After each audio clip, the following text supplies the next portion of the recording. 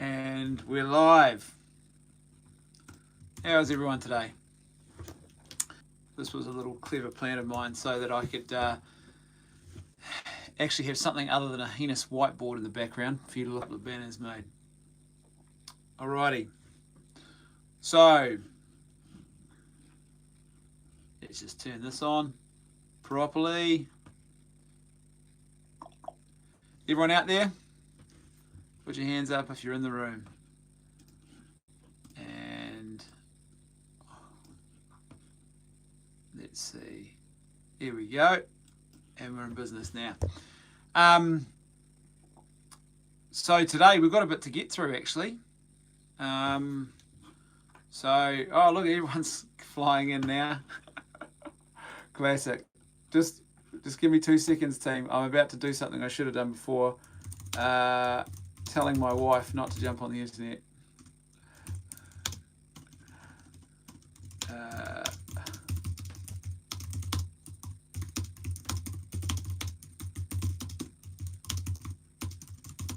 Righty. Okay, so where were we? Oh, look at that. Everyone's turned up. Okay.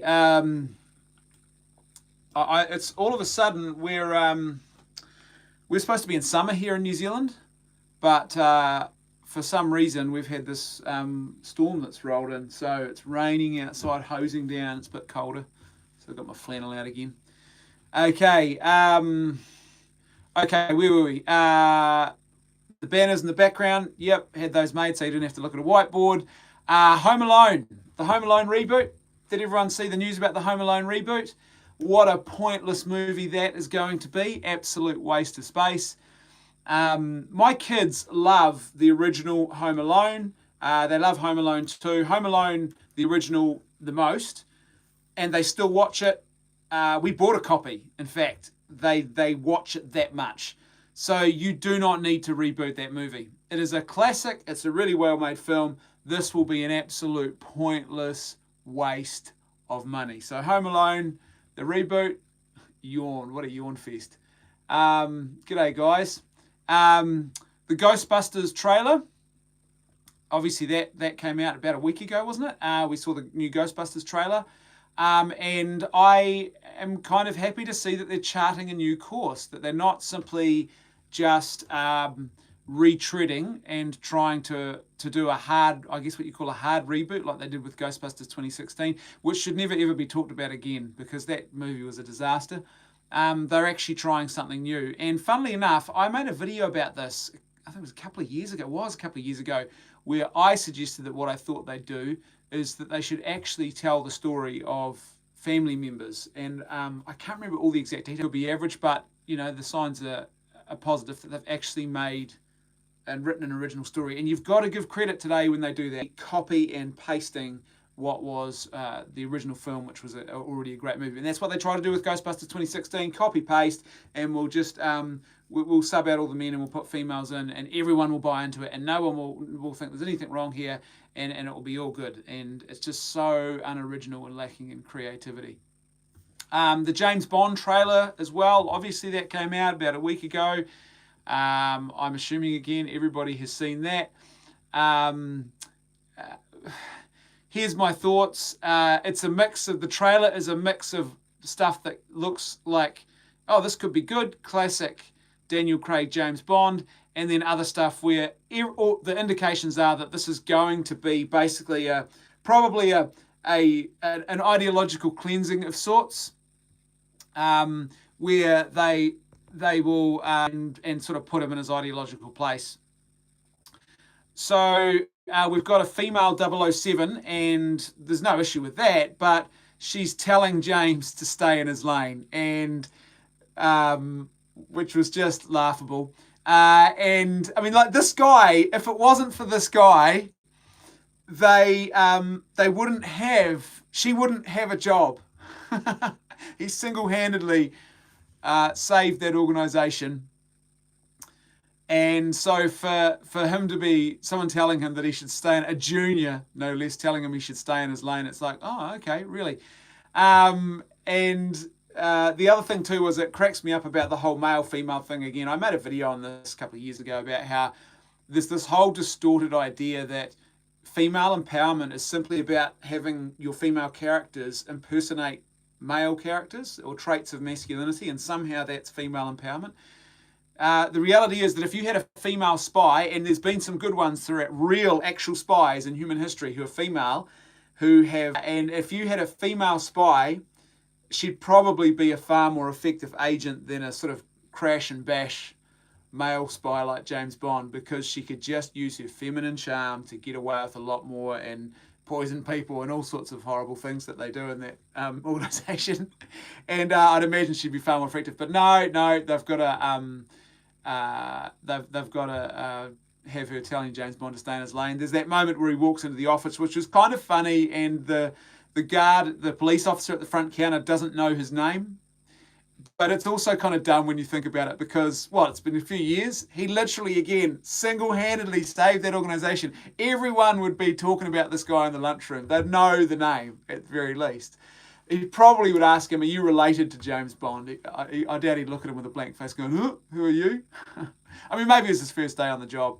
But I think they are heading down a political path with this. There was some stuff in the trailer that looks exciting and looks like Daniel Craig Bond. But then there's some stuff there that you can see the influence of, what's her name? Phoebe Waller-Bridges, was it? Who's been called in, who was called in to write or help write. And what is a movie that's had a few issues getting to production. And the interesting response from some people I've seen, I saw someone recently saying that James Bond was a traditional model of masculinity, or a model of traditional masculinity, and they're trying to destroy him. I don't think James Bond was ever a model of traditional masculinity. Let's get that out of the gate straight away. I mean, Ian Fleming invented this guy. It's a sort of a fever pitch fantasy of a guy who magazines or something, and he created James Bond as this idea of what I guess the life that he imagined himself wanting to live. But he's not a model of traditional masculinity. In fact, if you're a bloke and you imitated James Bond, you would not be on a path to human flourishing. In fact, this is one of the things I've liked about Daniel Craig, is that in this Bond, and I've been rewatching some of his movies recently, they actually portray the darker side of what that life would be like. You would be a guy who's probably an alcoholic. You'd be very broken. You'd have all these demons that would haunt you. You would have no meaningful connection or community in your life. You'd be isolated. You'd be alone. The only thing so he would have died from probably multiple sexually transmitted infections by now. So this guy is not a model of traditional masculinity at all. So let's get that out of the gate. But it does seem clear that they want to try and perhaps cleanse the palate and make James Bond more acceptable, wave some of that hocus pocus magic over him. Yeah, and you're right. So CJAM has said that Fleming did live a toned down version of James Bond's life. And you're right, he did. He has some of these things in his history. And there's these great sort of stories about Fleming exaggerating his past exploits. And apparently he loved that mystique where a lot of people originally sort of wondered, apparently, what was this his own exploits that he was putting to page? Well, no, it wasn't, but he reveled in that sort of mystique. And which I think is quite classic. And that is a very typical male thing to do. You know, we tell a good fishing story. How big was that fish? Oh, it was about that big. Day, which is Star Wars predictions. I'm going to see the Rise of Skywalker on... hold on, sorry, I'm going to shut some of this rubbish. Right, here we go. And so Rise of Skywalker, I've got my tickets booked for Thursday. So over here in New Zealand, we're a little bit ahead of you guys. The Rise of Skywalker comes out on Thursday, so 2 days from now in New Zealand. And I've got my tickets booked in the local cinema here, supporting local, small town. And I've got I think it's a 10 a.m. screening or something like that. And then I'm going to come home and I'm going to make a video and I'm going to publish my thoughts to let you know what I think about the film. One thing I'm kind of hoping is that the film is better than The Last Jedi. I'm hoping, I'll talk about that in a minute, but I'm hoping that it will be a bit of a palate cleanser. I don't expect it to course correct anything. I don't, in a major way. I don't expect to walk out of the theatre going, wow, amazing, Star Wars has rediscovered authentic mythology. I think too much damage has been done for that. But I think there is a possibility and a potential that they could still make a film that, in a sense, you can imagine it standing alone, and people going, yeah, it wasn't too bad a movie. So that's my hope. And I think that's the best outcome for them. Here's my predictions about the film itself. I think plagiarism is guaranteed. It's J.J. Abrams. And what we've seen so far is they just plagiarise stuff left, right, and centre. And clearly the marketing campaign has already indicated that. We've seen some marketing which is clearly copying and pasting of what's gone before. Also, this whole concept of the saga will end, or the saga ends. It's just a straight rip-off of Return of the Jedi, and also it's that they're attaching themselves like a little bit of a leech to the side of an existing trilogy that was hugely loved, and so this whole idea of going back to it and saying, well, I tell you what, we'll actually complete that trilogy. We'll do what they didn't do the first time around. We'll give you the ending that you never got. And everyone's like, well, no, we already got an ending. We didn't want you to do that. But so plagiarism, I think, is guaranteed. There's going to be stuff in this movie where we're going to go, oh, yeah, we've seen that before. I think that's guaranteed. My prediction is the ending is going to be I think the ending is going to be average. And it's hard for me to make specific predictions because I've read and I've seen the leaks, the supposed leaks. And so it's hard, to, having read all that, to then try and formulate some ideas that aren't tainted by those leaks. And I tried to do that, and I thought I really can't, because unfortunately I've read too many of the leaks. Whether or not they'll all come true is another story. It's quite possible that if they were even clever in what they were trying to do, and I'm not saying that this was deliberate or they did do this, but it's an old political ploy that you leak information and you gauge public opinion. And one of the oldest political tricks in the book. You leak a policy idea in the morning, you watch what happens on talkback radio and in the newspapers, and you watch how the trending goes. What are people saying about it? Are they favourable to it? Are they hostile to it? Are they ambivalent about this idea? And then you might come back later on and you might reshape your policy. If the policy is really unpopular, you can always say, well, no, that was a leak. We never had any plans to do that. Who's made this story up? So it's possible that they dropped a few tidbits out there just to see what the reaction would be, and they've tweaked things as they go. This is a big corporation we're talking about. Disney is a massive corporation, and whether we like it or not, Star Wars is their product, one of their products. And products are carefully manufactured things, and they try and understand the market. They're trying to sell something, and when you sell something, you don't just leave a lot to chance. So it's conceivable that they've done that. So anyway, the point is, I tried to sit down and thought, well, what were some of the story specifics? But every time I started doing that, I realized, oh no, I'm always recalling the blooming leaks I've read. So that wasn't helpful. But I think the ending, in my opinion, I don't think it's going to be a strong ending. Whether it turns out to be that the leaks version, and by the way, looking at the trailers, it does look like the leaks could well be pretty close to what's going to happen. I don't think the ending is going to be strong. I suspect that this idea of Skywalker being a new motif that you would say instead of Jedi, like they're embracing the Skywalker legacy, I wouldn't be surprised if that's the idea. It's probably a pretty safe thing to do. But I don't think it's going to be a strong ending. And also, I'm betting that we're talking about a corporation here, that I would suspect they are going to leave it open-ended. All this talk about, no, we're closing this off now. Already that's changed. I want to talk about an article in a minute, a new article I read this morning from the LA Times with Kathleen Kennedy. And clearly they're indicating, she's saying in that article that they don't want to abandon these characters they've created. So, I doubt it's going to be a strong book-ended close to that film. I would say they'll leave it open. They're a company. They make money out of this stuff. What are they going to do? Shut the door and say, no, let's shut the door hard and we'll make no more money. They're going to leave it open. I wouldn't also be surprised if there's some character that crops up, some youngling or something like that all of a sudden starts to look suspiciously like a new marketing branch. Yeah, we can go in that direction now. I wouldn't be surprised if that happens. Clearly, they're trying to tie all these things together. I'll talk about the Mandalorian in a minute, but I don't know if you noticed some of the references. One of the references in the episode 6 of the Mandalorian was a reference to Canto Bight. So clearly they're desperately trying to tie these things in. So I would say that there might well be a setup in this film for a new character or a new storyline that they can make some more money off. I think what they're also going to do is, I would say that they will introduce new characters and we still will have a lack of development for our existing main characters in this trilogy.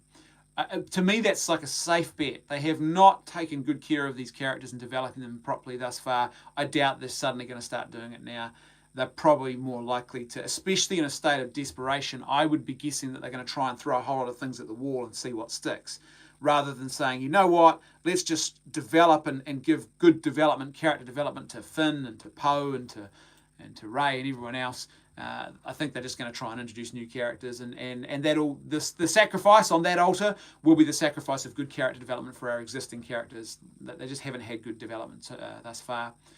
I would not be surprised if we see a demented Captain Phasma appearance. I would not at all be surprised. I mean, who knows? But I will not be shocked if she's back again. That would be hilarious. In some form, or a reference to her. If she's not back, I would not be surprised if there is a reference to Captain Phasma. It's just, it's so, she's prototypical of this. I suspect this is going to be a mixed bag of a film. If I was a betting man, I would say it's going to be a mixed bag. There will be aspects of this film that are worse than The Last Jedi, I think. And I think some of those aspects will be around copying and pasting. That's J.J. Abrams' sort of thing that he does, or possibly like the mystery box thing where he doesn't actually wrap up things that he started in The Force Awakens. So I think that's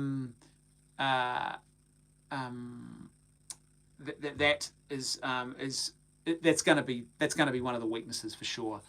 For all its faults, at least The Last Jedi was trying to do something original. He failed, but he was trying to do something original here. He wasn't just ripping off wholesale pre-existing movies. It's a shame. He made an absolute mess of it and wasn't up to the task.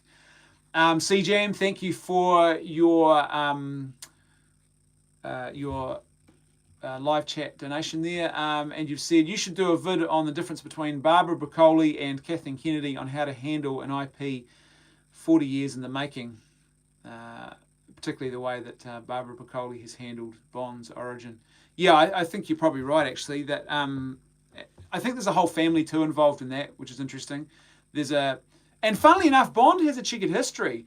For those who don't know, at one point they had two competing Bonds happening, which is kind of, you think about that, that's unheard of in a franchise, to have your main characters and you've got two competing companies making different versions of that main character at the same time. The whole thing could have been completely sunk and destroyed and gone burgered really at that point. So it is in many ways, it is a bit of a masterclass in how to negotiate a franchise and to take it on a trajectory. It seems clear to me that they realized, you know what, even Hawk podcast says broccoli.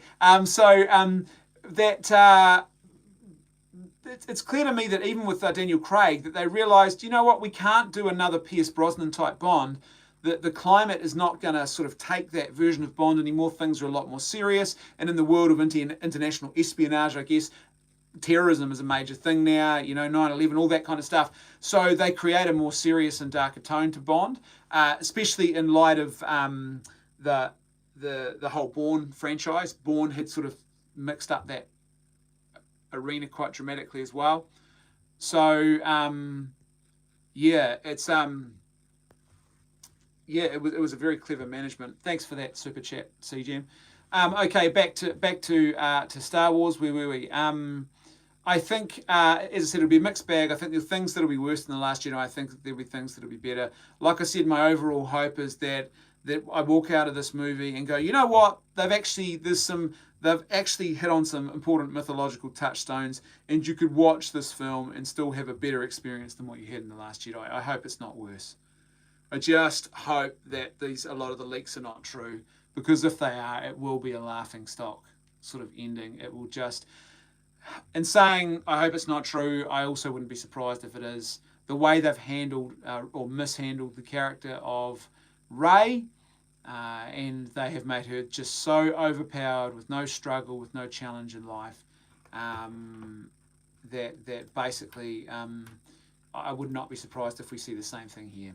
That this film, they just decide to give her the whole cake. Let's give her the whole prize, and she gets handed the crown, and they don't even do it properly. So I mean, I wouldn't be surprised that happens. I hope not, but as I said, I wouldn't be surprised. Sorry, just replying to something important here. Talk amongst yourselves, guys.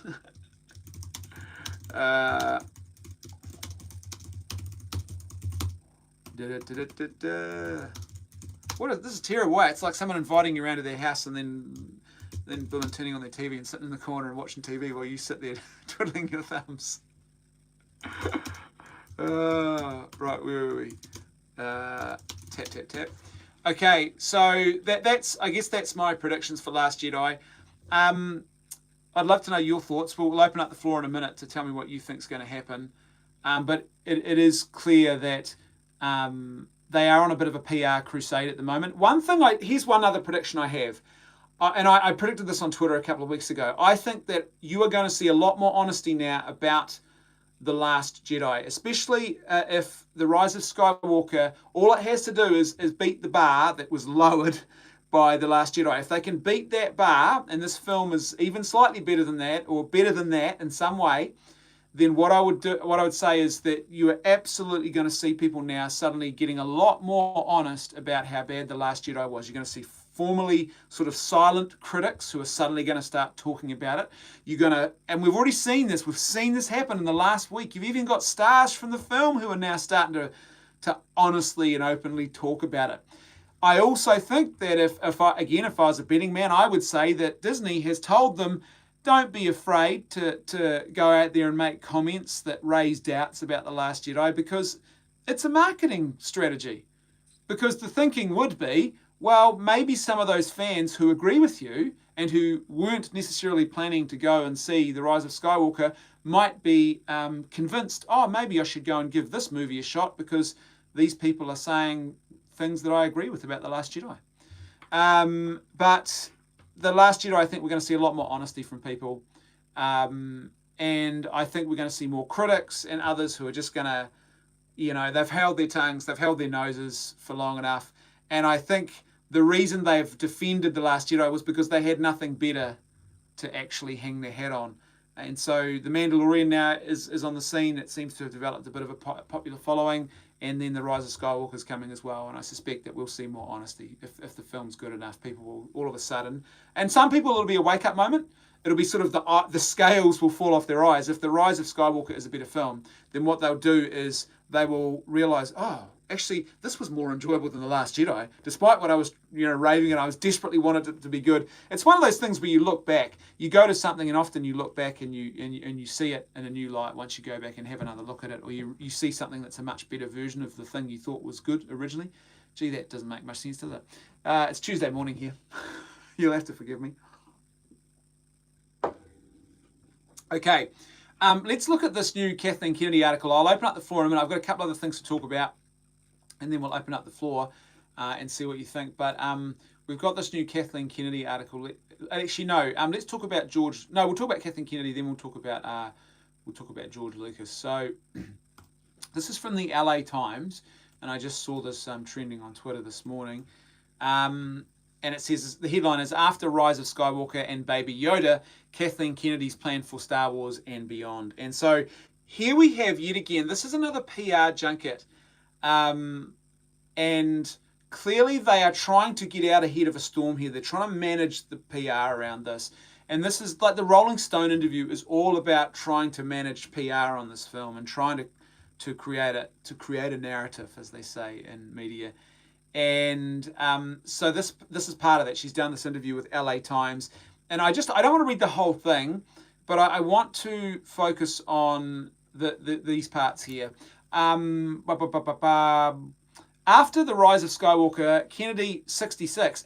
She's 66 years of age. That's quite amazing. She is young for her age. Well, she looks young for her age when you consider the role that she's in. And I imagine it would not be a stress-free kind of role. Good on her. She does look young for her age.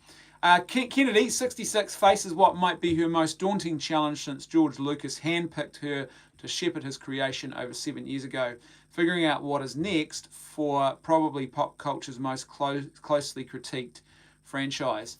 Yeah, I think that's probably true, but closely critiqued, I don't know.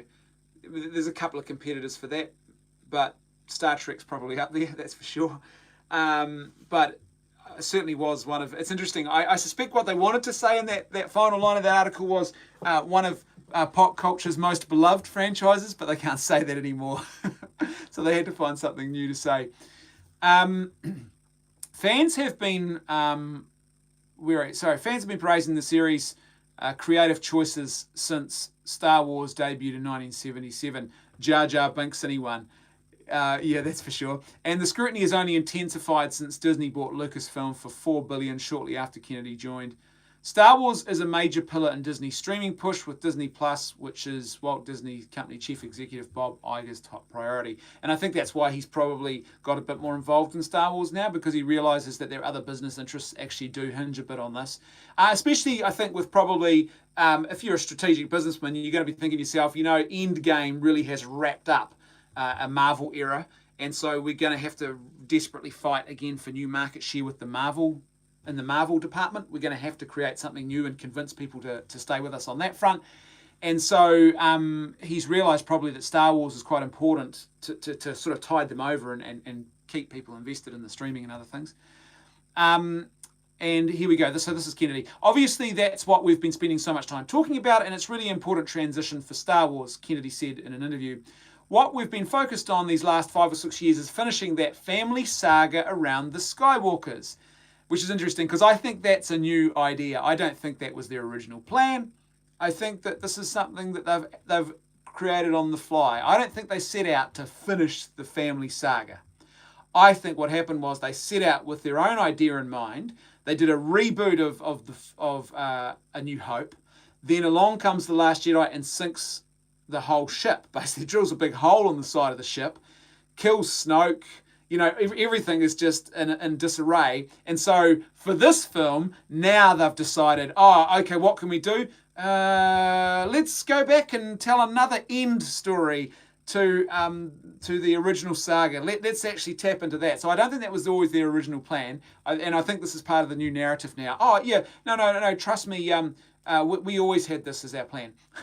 And here we go. She says, now is the time to start thinking about how to segue into something new and different.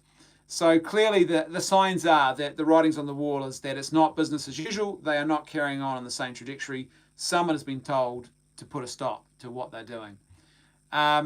Kennedy's tenure hasn't been without setbacks, you could say that again. While the first 4 Star Wars films in the Disney era combined for nearly $5 billion at the global box office, combined. 2008, and again, Star Wars. I mean, you could sell toilet paper with Star Wars on the label and people will buy it. That's always been the way. That's one of Lucas's geniuses, and they inherited that genius from him for marketing associated products and interests around the film. And he did that so well. And they inherited that machine. So, it's not hard to see how they've made money off those first films, those first 4 films. 2018 Solo was a commercial disappointment. That's a nice way of putting it. It was a commercial disappointment. Following a fraught production in which the studio replaced the directors during the shooting, among other things. And again, let's not forget, coming on the back of The Last Jedi and how that hampered that. Iger openly blamed the lackluster performance on releasing too many Star Wars movies too quickly. And you're right. The company has announced films with intriguing filmmakers attached, only to later part ways with them. Jurassic World director Colin Trevorrow was replaced with Abrams for The Rise of Skywalker after Trevorrow struggled to develop a script that satisfied the studio. Interesting. It'd be interesting to know a lot more about what was in that script. Most recently, Game of Thrones showrunners David Benioff and D.B. Wise dropped a planned Star Wars trilogy after they signed a deal with Netflix. And again, I suspect that they didn't so much drop it. I don't think you walk away from Star Wars, do you?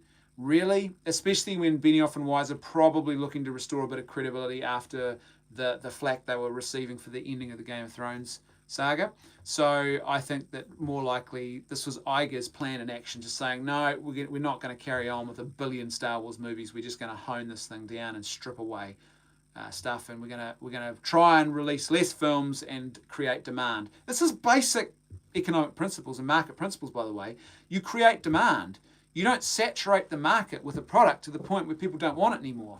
So, and that's what they were doing. Kennedy views any negative conclusions drawn from the director churn. There's a nice way of saying that all of those people you've sacked from projects. And again, this points to a big problem. I talked about this, I think, in the previous episode. You hire people and then you're sacking them constantly. It means that perhaps the initial decision is not being well made. Kennedy views any negative conclusions drawn from the director churn as exaggerated.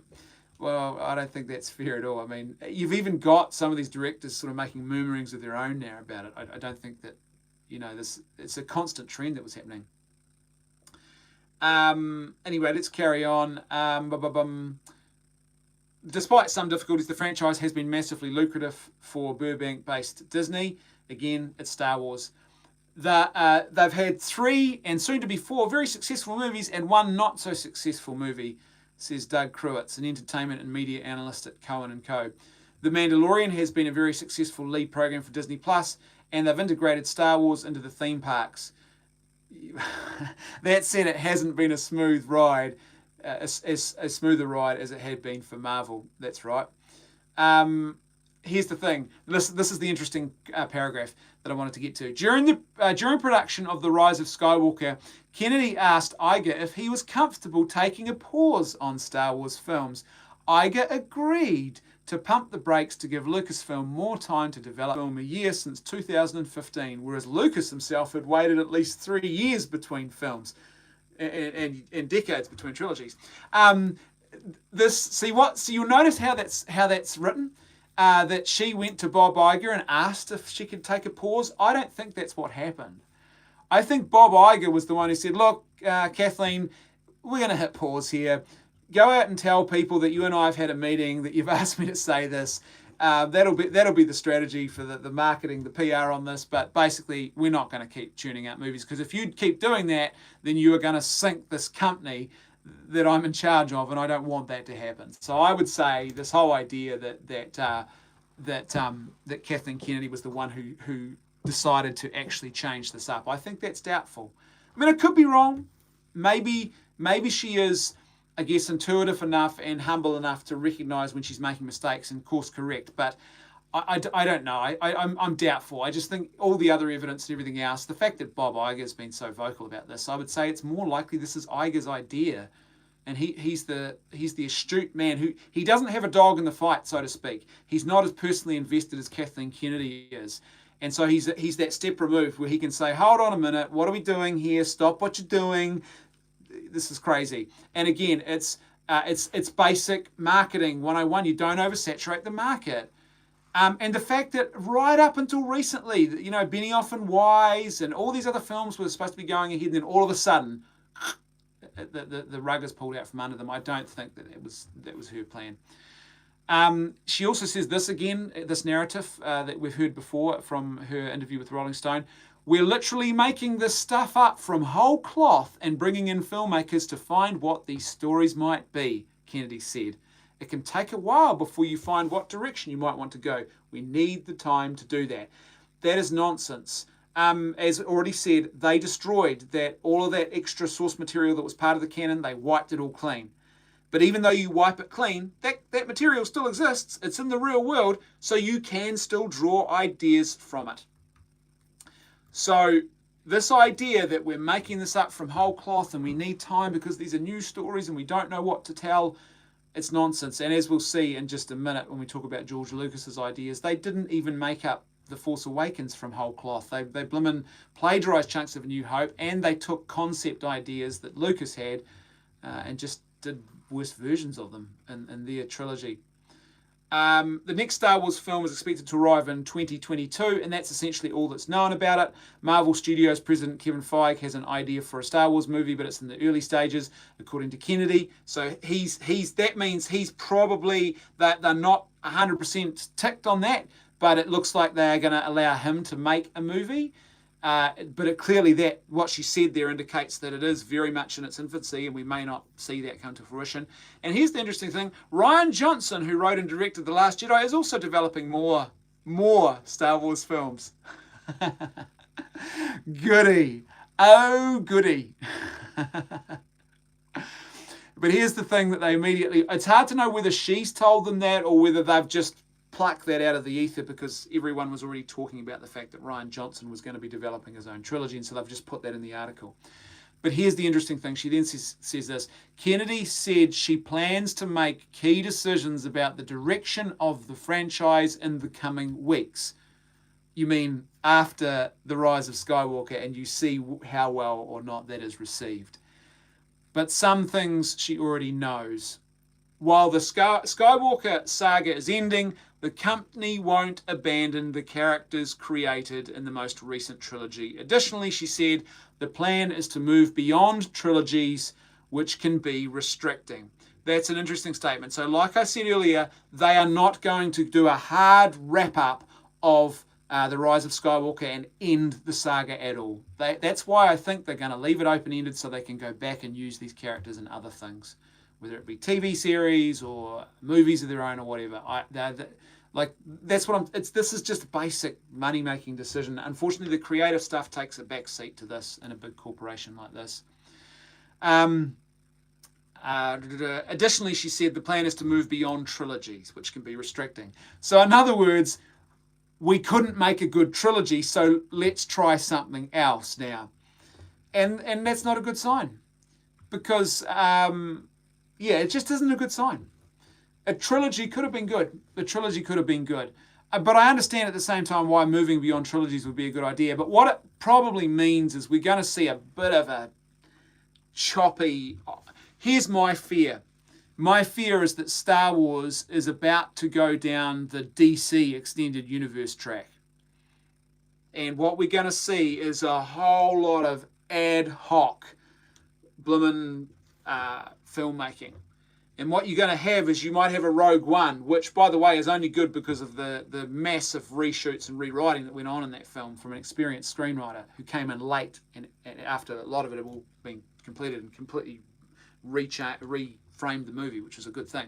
But you'll see a movie like Rogue One, which I think is still the best of what they've released so far, and then you will probably get a movie. Next movie might be another version of The Last Jedi. It'll be like the DC Extended Universe with I doubt they're going to have clarity, a plan. See, at least with a trilogy, what you've got is this is what they stuffed up, what's supposed to be a storytelling trajectory, and then all your independent, your separate films should all try and tie into the main sort of overarching story. It's the banner in which the whole universe sits, if you like. It's the thing that covers everything over. Once they abandon that and just go to, like she's saying here, individual films, I would say that we're going to end up with a DC type extended universe, which is it's a mess. You got good moments and terrible moments in there, I mean, even Marvel's average movies are still sort of competently passable as films. I think that we're going to lose a lot of that. She says this, I think it gives us a more open-ended view of storytelling and doesn't lock us into this 3-act structure, which is kind of interesting because isn't every movie, every story supposed to be locked into that type of structure anyway? To me, this is really very much an excuse for what's happened, the basic failures that they've failed to sort of oversee here. And then, like if you're going to tell a good story, tell a story that's good, true, and beautiful, and get creative people who can tell a good story that's creative and is good, true, and beautiful. Don't just fill it full of propaganda. Don't just make it an exercise in ticking commercial boxes. How do we make a product here?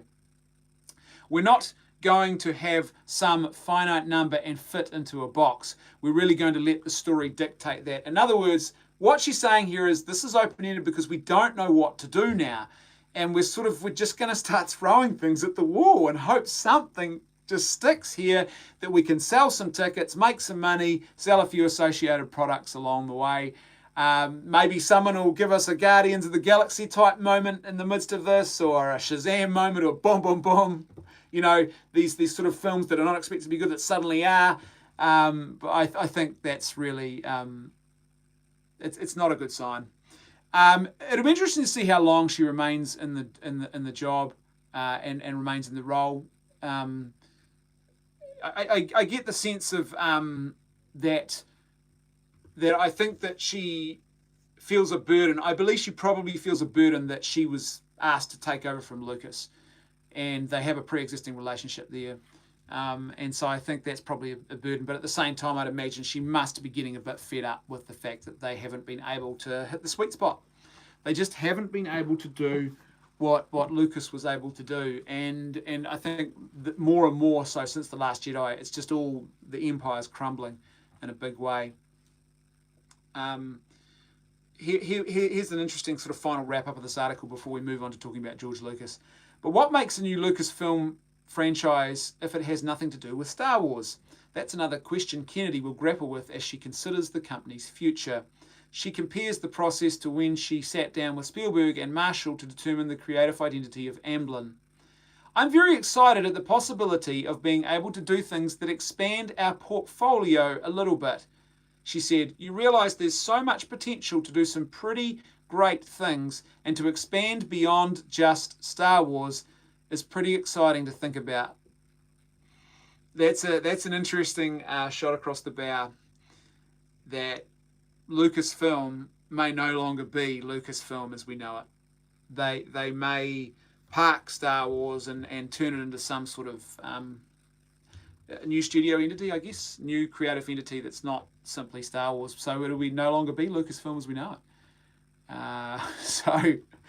And again, all of this points to, it's almost an admission of guilt and defeat that, you know, we couldn't quite get it right. Okay, sorry, you're right. Someone said to me, what's going on here? How do I do this? Okay, so for those who are asking, I've just put Henry Flowers into timeout. So hopefully that solves that problem. Oh, hold on. Yeah, there we go. There we go, done. So Henry Flowers is in timeout. You've gone to timeout. You've gone to jail. Naughty. Okay, so let's see what happens in just a second. There's one of the things someone asked me about in a previous live stream. They wanted me to talk about this, so I thought we'd discuss it today. It seemed like the ideal time. And that's to talk about, what do you think, Brendan, about George Lucas's ideas for the for his proposed ideas for episodes 7, 8, and 9 that were never adopted. And the funny thing is they kind of were. So let me read from this article from Polygon. That if I was in dad joke mood, I would say that Polygon is about a parrot that is left. Hashtag dad jokes. Okay. My kids would be groaning right now if they were here. Okay, here we go. During a Tribeca Film Festival panel in 2015, Lucas explained that his trilogy idea would have more or less picked up the mantle laid down by the Expanded Universe novels. Well, there you go. See, Lucas is a smart cookie. And what he realised is, you know what? I don't have to actually reinvent the wheel here. People have taken this mythology that I gave them in the original trilogy, and to a lesser degree in the prequel trilogy, and they've written a whole massive canon of content and storytelling that is actually good that I can utilise. And I would be a smart man not to utilise that. And so this is the exact opposite of what Disney did and are doing. It's a guy who's figured out that this is not rocket science. That there, my friends, is the voice of experience right there. Lucas wanted his sequels to represent yet another generational change. So he's, again, figured out it's going to have to shift again another gear. You can't just go back and retell original stories, reinsert the old characters, and try and put them on wacky adventures. And this is part of Lucas's vision. Love him or hate him, fault him for what he's made, the mistakes he's made for sure. But what Lucas had was a vision for a family saga. and this sort of overarching, these big themes about redemption, and how I think there's a sense you get in the original trilogy and also the prequel trilogy, despite its flaws, of the whole sense of this, the arc of time. And this is a very interesting and important idea.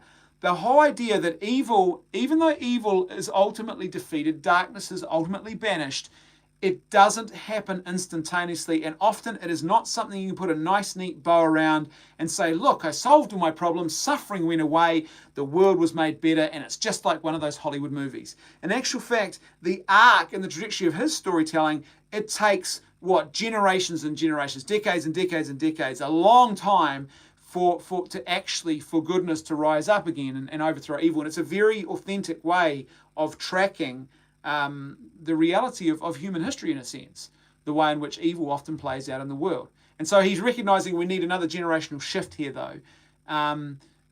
Here's what he says. The original saga was about the father and the children and the grandchildren, Lucas said during the panel. So the idea was that it was time to sort of bring the grandchildren into it. Along with the return from the original cast, which we got in Disney's sequel trilogy, as well as Lucas's sequel supposedly covered the stories of Anakin's two grandchildren, who were supposed to be around 20 in the films. So it wasn't Phantom Menace again. That's quoting George Lucas. So it's interesting. He learned. Again, there's a voice of experience here. He's realized, there's a mistake with the Phantom Menace, right? This young kid. I'm not going to do that again. In the book, The Art of the Force Awakens, one of the characters, a Jedi named Kira, is described as a loner, hot-headed, gear-headed badass.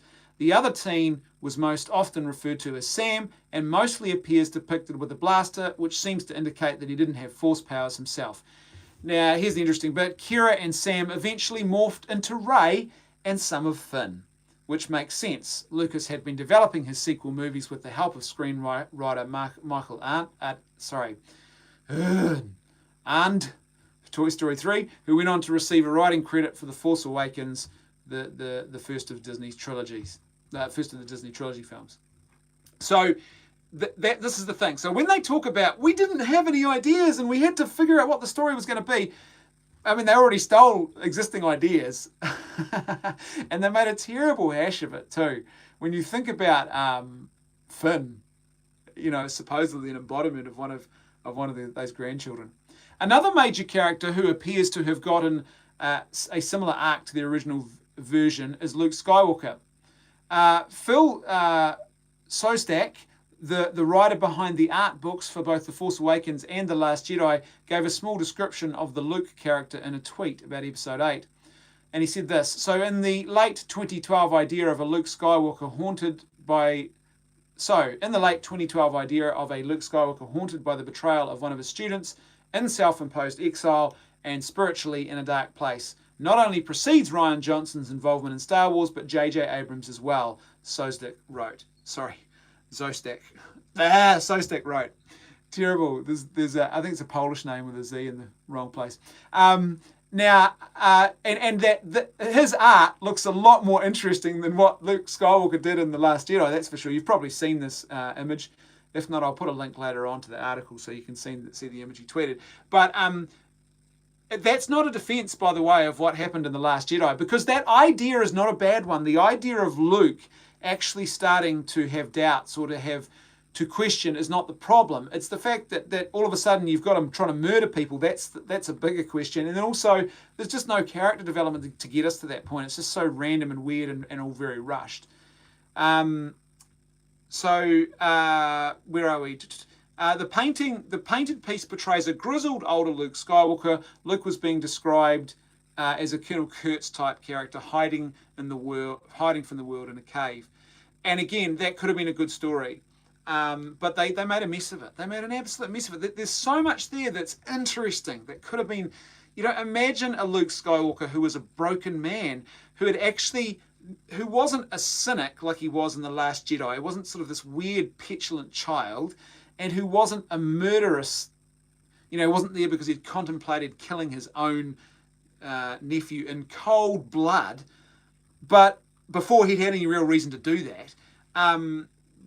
But imagine a Luke who was jaded because of what had happened, and one of his students had turned and awful things had happened in the galaxy, And he was so jaded, Luke Skywalker was so jaded, that he actually began to doubt his own legacy and basically saw himself as a failure. And, when you've got someone like Rey turning up on the island, it's not this weird, petulant Luke. It's just this sort of broken man who genuinely believes that he's actually now been responsible for major evil in the galaxy. Like, it could have been, and then his redemption, if you like, or his discovering that in actual fact, no, he can't control everything. And you don't destroy the Jedi mythology. You don't attack good mythology and what is good, true, and beautiful to tell that story. You tap into it. And you have a Luke Skywalker who then realizes and discovers sort of this final really important truth that he needs to discover in his life, that he can't be blamed for everything that happens in the galaxy. It's sort of the youthful hubris, if you like, the youthful excess where we think, when we're younger, that we can save the world. And then we tend to also think that anything that goes wrong is always our fault as well. That I couldn't save the world, so I must have failed. And so, like, that could have been an amazing story to tell when you think about it. But they made a mess of it, absolute mess of it. Then the article goes on to say and to talk about the parts of Lucas's Episode 7 that didn't make the cut. One small detail we know about the story of the later Lucas trilogy is that it would have focused on diving into the microbiotic world, where viewers would learn more about the Force and the way it works. Lucas planned to dig deeper into the science of midichlorians. Oh, goody. That was one of the big mistakes in the prequel, I think, when you introduced the midichlorians. And you basically, what happens is you introduce philosophical materialism, I think, unintentionally, whether intended that or not. That's what the way it was introduced in the prequel trilogy. That's what happened. You introduced this philosophical materialism into the world of Star Wars, whereas originally it had been about mysticism. It was the spiritual sort of reality, and then he just stripped all that out of it, that was a mess. The biological explanation for the Force that was mentioned and contended with by fans in The Phantom Menace. For James Cameron's 2018 story of science fiction book, Lucas explained that his trilogy would have focused on the Whills, spelt Whills, an ancient life form that fed on the Force. According to Lucas, the Whills essentially are the Force. The midichlorians within Force-sensitive beings communicate directly with the Whills, allowing the super powerful beings to control the galaxy. Back in the day, I used to say ultimately what this means is we're just cars, vehicles for the Whills to travel around in. We're vessels for them, Lucas said. Now, thank goodness he didn't go down that path. The very Cartesian, Rene Descartes' idea of the human person being, his Cartesian dualism, the person is nothing more than a machine. Your body is nothing more than a machine that your spirit inhabits. But in this case, it wouldn't even be you, it would be the Whills. Thankfully, he didn't do that, because what that does is it really surrenders and loses the agency of your characters. They would have no agency, and without agency, heroism, like you've got Avatar, basically. You've got Avatar. Star Wars as Avatar. And that would not be Star Wars. It'd be something else altogether.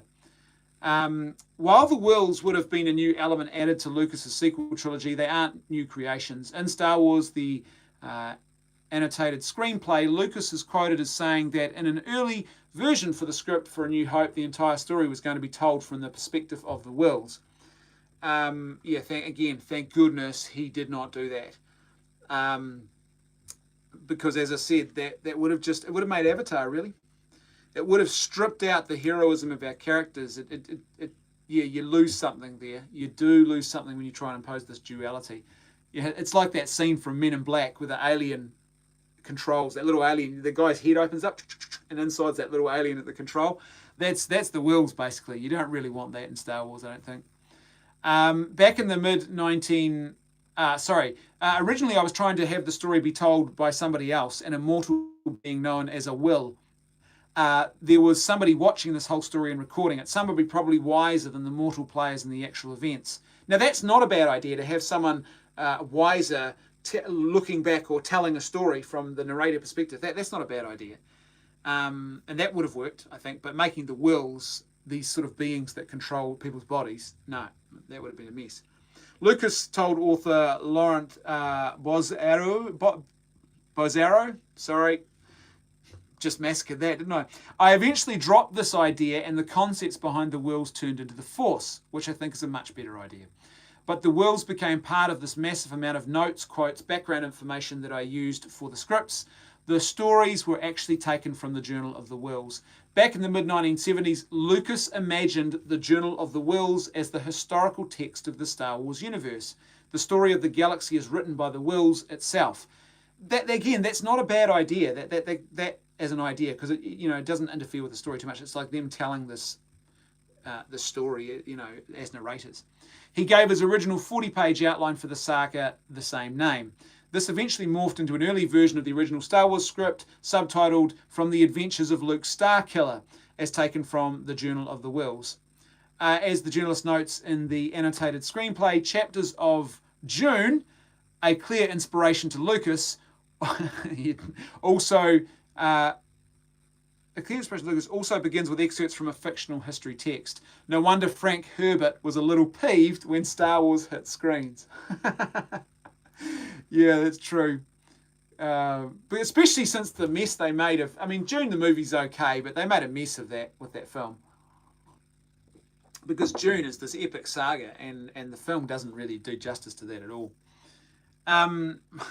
Disney did not move forward with Lucas's vision for episodes 7, 8, and 9. No kidding. But what did Lucas make of J.J. Abrams, Lawrence Kasdan, and Kathleen Kennedy's ultimate direction? In a profile with the Washington Post, published in the lead up to The Force Awakens premiere, Lucas compared selling Lucasfilm to a divorce and watching the movie after like reluctantly attending a wedding. I gotta go to the wedding. My ex will be there, my new wife will be there, said Lucas. I'm going to have to take a very deep breath and be a good person and sit through it and just enjoy the moment because it is what it is and it's a conscious decision that I made. That does not sound like glowing praise, does it?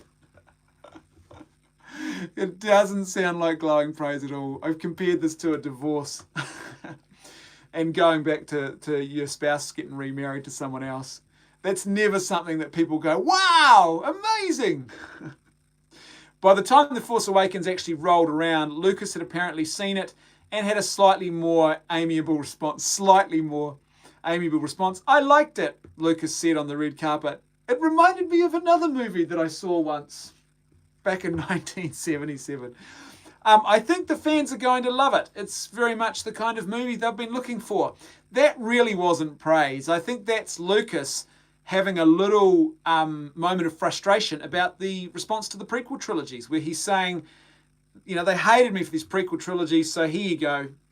Here's a movie that you've been looking for, just a rehash of what's already gone before. I don't think that's necessarily, I think that's subtly him making a little subtle challenge there to the fans. It's not, I don't know if that's him praising the film, is it?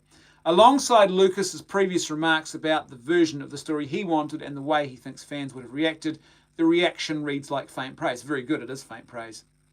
Lucas has always had a difficult relationship with Star Wars fandom, and classifying The Force Awakens as a movie that they will like isn't exactly an endorsement.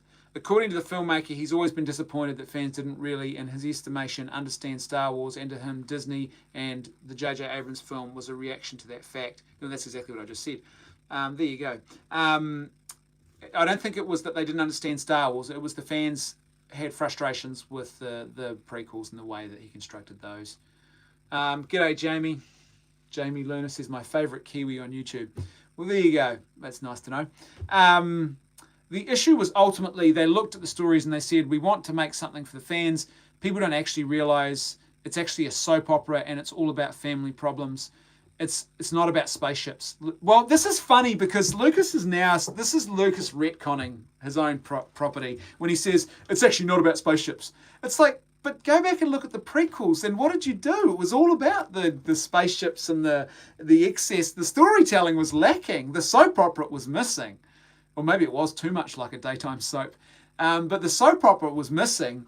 But we had lots of amazing technology and flashy special effects. So to then turn around and say, oh, the fans didn't understand this wasn't about the spaceships. It's like, well, really? That doesn't seem to be the modus operandi that you were working to when you made the prequels. He goes on, so they decided they didn't want to see these stories. They decided they were going to do their own things. And so I decided, fine. It doesn't sound like a man praising Disney to me. For all of the struggles with Star Wars fans, particularly the reaction to the prequel trilogy, it does seem that George Lucas wanted his version of the story told. And why wouldn't he? As much money as the Lucasfilm deal made him, it's hard not to see Lucas as a little bit disappointed. Lucas himself may have summed up his feelings the best in the story of science fiction. If I had held on to the company, I could have done it, Lucas told James Cameron, and then it would have been done. Of course, a lot of the fans would have hated it, just like they did Phantom Menace and everything, but at least the whole story from beginning to end would have been told. Here's the thing that he could have done. I probably agree. I think he's self-aware enough to know that's probably a pretty good summary. I don't think it would have been worse than what Disney's done, but I think it would have. I think he's right to say that it would have probably been like the prequels. Why? Because with the prequels, he didn't have enough creative collaboration like he did on the original trilogy. And when you've got these amazing people involved in the original trilogy, that's what made the storytelling so good. Once Lucas had total control, total creative control, like we saw him with in the prequel trilogy, then yeah, things just went astray. And he did. They did go astray. And I think now, though, that he's looking back, I have this, it does seem to me that when you read comments like this, that what Lucas thought was, I'm going to sell this to Disney because I'm just too tired to make this. I'm a lot older now. I'm too tired. I don't think I've got another 10 years of intense studio trilogy filmmaking in me. And that's a very wise human decision. He's got a young child, remember. And I think that his focus is, how do I be a good dad and perhaps make amends for some of the mistakes I made when I was a bit younger in some of these areas.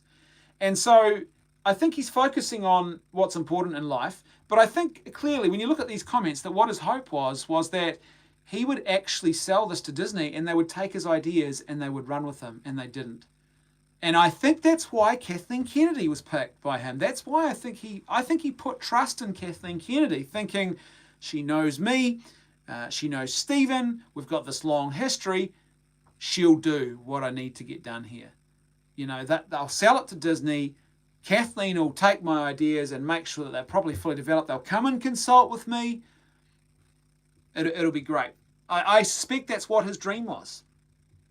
I really do suspect. And when you read those comments now, you know, you can see that it's so clear that this is a man speaking from a place of disappointment, and a man who's really frustrated that they didn't actually take the story where he wanted it to go. And I think, to me, that's such a tragedy, because really what Disney is producing is, it is like fan fiction. And I'm not the first one to say this is not an original idea, but it is like fan fiction. And for it to avoid that problem, you really need the original creator to be intimately involved, and they cut ties with him in a big way. And I think it'll probably be one of those things where Lucas it'll be his lifelong, for however long he's got left on this earth, before he shuffles off this mortal coil and goes to meet his maker, is that I think Lucas will have this regret. I didn't get that story arc completed. I mean, as a creative type, he probably will always have certain regrets that, you know, it's not like it would have ended there. He probably would have had other ideas he wanted to develop as well. You always have things that you never get time to develop in this life. And I think the way Lucas is, we can see from other things he's done, where he keeps going back and changing his original creation. He's a guy who's never ever done, like a typical creative. But I think to have this big chunk of it, the final 7, 8, and 9, that final part of that story, to have lost control of that and not have that title, I think that'll be pretty hard for him. Pretty hard for him. The Gun Shark says this: it can't be like fan fiction, Brendan. Half of it isn't poorly written erotica. Yeah, you're right. What the heck is up with that? What is that? The world of fan fiction is just demented now. I remember back in the day when, like, you think about Star Trek and Star Wars fan fiction, and there was some amazing stuff that people were doing. Amazing stuff. And now, gosh. Hasn't come up yet, guys. I'm going to talk about the election in just a moment. Well, let's talk about the election now, and then we will talk about the Mandalorian, and then I'll open up the floor, and you can tell me about your predictions. Let's talk about predictions, and I'll give you a bit of a preview for next week. Next week's the Christmas episode of the live stream, and And it's a full episode, actually. We've got a lot to talk about.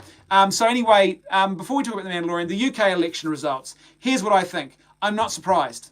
I'm not surprised by this result because when you look at what's happened to the Labour Party in the UK, here in New Zealand, we've got the Labour Party as well. They're a similar sort of beast. And when I first voted in elections, I was a young, fresh-faced 18-year-old allowed to vote in New Zealand at age 18. And I voted Labour. I was initially a Labour man. Hardly surprising. I came from a working class family that had also lived in poverty later on as my father was invalided out of his job. And Labour was traditionally the party of the working man. And it also had a strong Christian ethos, a very strong sort of Catholic Christian ethos. Same in Australia as well with their Labour Party. And they had this whole concept of the human person and the vulnerable, and that they did genuinely have that. Then it's all gone. It's all been stripped out now. And just like Labour in the UK, our party's a bit behind them, but they are very fast moving into this space now. They are the party of the more urban elite, the people who buy apartments and eat out every night of the week and work in journalism or in the public service sector, who don't have kids, they have fur babies instead. Maybe they'll get married, maybe not. That's what the Labour Party's become in the UK. It's those very sort of progressive activist types, something more substantial, some genuine truths about the human person and about the well-being of the common man and things like that. That's all gone now. So the Labour Party here in New Zealand is following on that same track, and that's why I have not voted Labour in a long time in this country, because they're a party, and also on social and moral issues, they're a mess, absolute mess. No overarching governing principle. And right now in my country, they're pushing all sorts of dodgy legislation. One of the most extreme abortion bills in the world is being pushed right now in our parliament. It's an absolute mess. So I think that's not surprising that what Labour in the UK has become, it's just alienated its core working class voter base. And they thought that, I don't know who told them this would be a good idea. If you keep talking down to these people, you keep lecturing them, look at what the Democrats are doing some of the similar things in the States. If you just tell these people that they are uneducated plebs, that they're misinformed, that the reason that they are not on board with the program is because they're too thick or they're not seeing things correctly, in other words, you're ignorant, that they thought that would be a strategy to win people over, and that the working man wants that kind of leadership. They don't. The working man wants someone who's in the trenches with them, and traditionally that's what Labour was. Certainly in my country, there's some classic Labour politicians who were, they were out literally in the trenches shaking hands with these guys. Not anymore. It's a very different sort of beast now.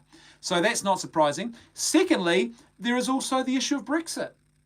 Clearly, it just became more and more of a reality that wasn't just people who had wanted to Brexit and to leave in the first place. But then what happened was, once the Remainers all started piling on and trying to subvert that democratic process and what the people were asking for, I think that enraged a lot more people who were on the fence, and a lot more of them got frustrated by it and said, how do we swing away from these clowns? What do we do to get this sorted? I think there were other people who were very pragmatic, who still didn't have a dog in the fight either way, and didn't say, I want Brexit or I don't want Brexit. They just sort of generally were still in the middle on it. But they looked at the state of the government and thought, this is hopeless. We can't go on like this. Let's just get this thing done. The people have asked for it. Get on with it. Even if I'm not that personally invested in it, I can see that this is a disaster. So let's give all our votes to Boris. And hopefully he can get the job done and get a bit of stability. So I think that's definitely a factor there as well. And then on top of that, they also started insulting and abusing those who were in the Brexit camp. Like they just, again, these accusations of being ignorant, being foolish, not understanding, these simpletons, they're going to destroy our country. It's going back to the Dark Ages. They started catastrophizing about it. Now, there are reasons when things are a catastrophe, and there's some pretty serious things going on in the West that are at catastrophe levels that are worth and should most definitely be talked about in that way, because that's the only way to begin to solve a problem is to start talking honestly about it. But the way they catastrophized about Brexit was just so absurd. It'll be the end of us. There'll be bread lines. There'll be no food in England. It was like, what? They were literally, you had people talking about it like this was going to be the start of a dystopia, and next thing we'd be eating our children. I'm sorry, I'm not in the UK. They'd be eating their children to survive, and there'd be wars and nuclear war. It was like, what is this? I mean, there's reasons there's absolutely legitimate things to be cautious about with the Brexit for sure. But this was way over the top, and it was catastrophizing. So all of that just, I think, added to the election results. So I'm not surprised. I'm not surprised at all. Here's the one last thing I will say before I move on and we talk about The Mandalorian Episode 6. G'day, Patrick's just asked, I still didn't watch any of The Mandalorian episodes. Is it still worth watching? Let me talk about The Mandalorian in just a second, Patrick.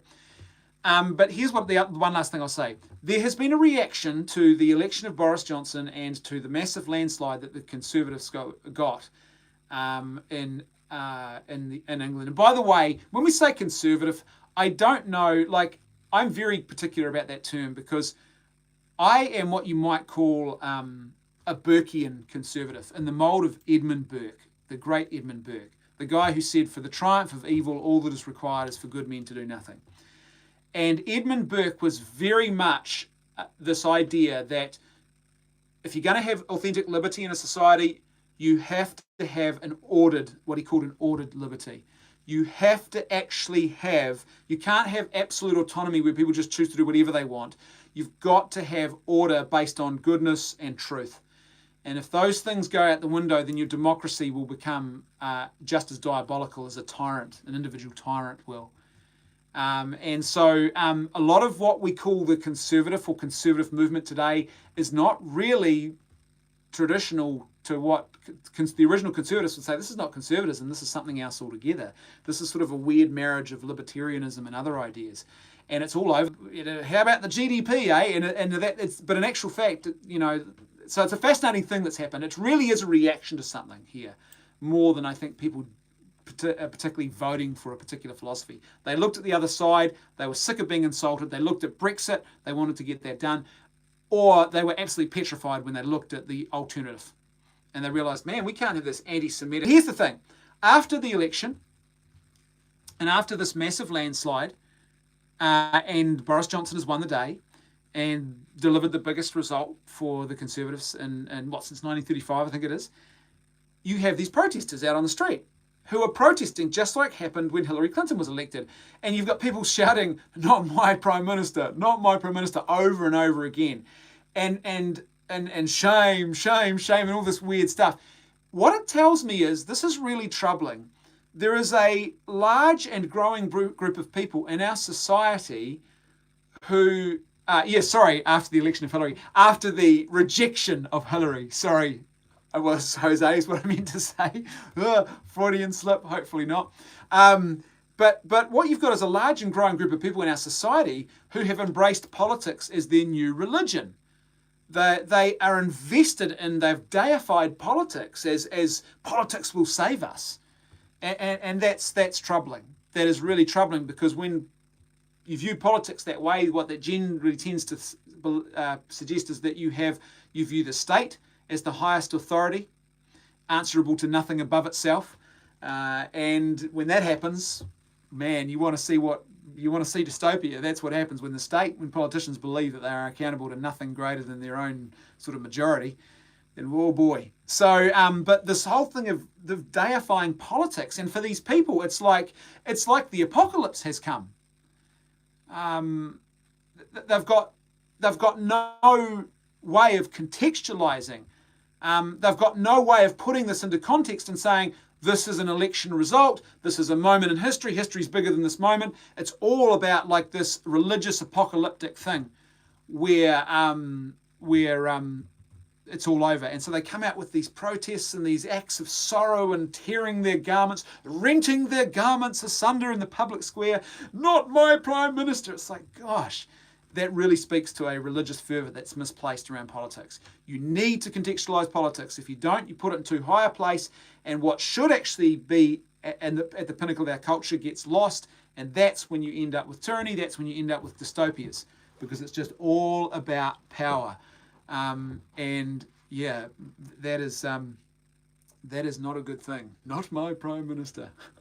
Let the dystopia commence. G'day Orville. The Orville has checked in late.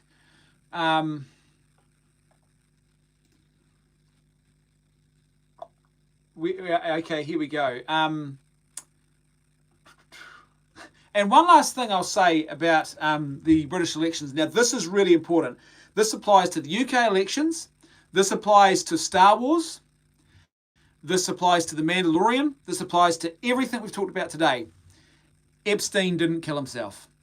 Okay, so moving right along, let's have a look then at The Mandalorian season 6, episode 6. I'll talk about my thoughts on episode 6 and so Geek by Day, Stud by Night says they're protesting Corbyn being smeared as an anti-Semite and Bojo's plans to privatise the NHS. And yeah, I think there's reasons to critique. Like I said, the whole idea, what's happened now is conservative movement, if you like, has been sort of lumped in with this whole thing of sort of effectively almost like libertarian financial policies and nothing more. And the reality is that privatisation is often held up as this great good and it'll solve all the problems. But in actual fact, no. I think that what's often lost in these discussions is the common good of, and I don't mean communism, I reject that absolutely, and socialism, but the common good of the community and particularly the more vulnerable members. And so people have legitimate complaints for sure. But the protests I was talking about, Geek by Day, were the ones where people are literally out there decrying the election result in a way that's apocalyptic. Okay, let's talk about Mandalorian. The Mandalorian, episode 6. What do I think? Let me give you my thoughts and let me give you an overview now. We've only got 2 episodes left, remember, in this first season. Let's talk about this. So first of all, we've got Bill Burr was in this episode, and I thought he was going to have a small little cameo, but he's a major player in this. He's actually now an important little character in this series now. So Bill Burr, what did I think about him? He was probably realistically was the weakest link in the show, but that's actually a really good thing if he's your weakest link because he did all right. There's 1 or 2 little moments where you notice he's not an actor by trade, he's a comedian, but it's a lot better than think about the character of Cara Dune in episode 4, where the acting was just subpar. She's not an actress. I mean, it's a craft she's got to learn, and she's probably still learning it.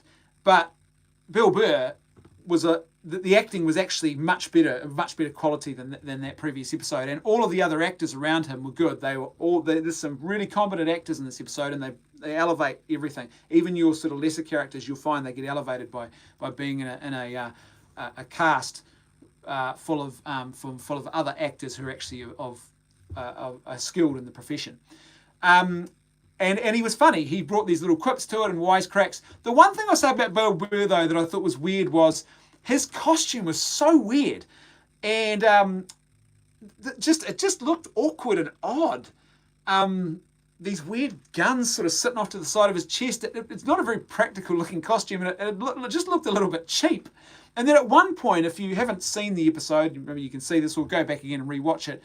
At one point, after they free the brother, sorry, spoilers, after they free the brother, and he's talking to him, his costume, one of the holsters is hanging right down here.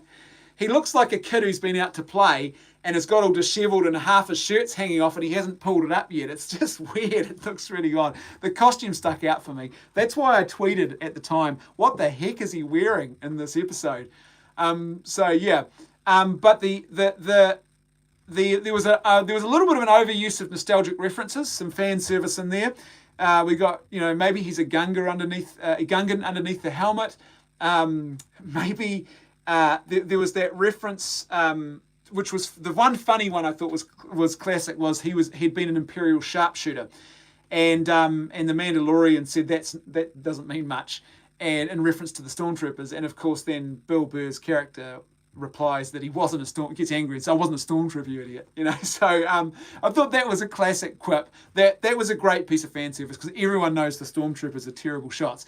But then funnily enough, his character didn't really show much in the way of skilled marksmanship in that episode that really reinforced the point that he'd been a great marksman. So It was all kind of a bit of a funny thing. The one reference, though, that really stuck out for me that I thought was hilariously laughable was when he made reference to Canto Bite. I don't remember, like a slot machine at Canto Bite.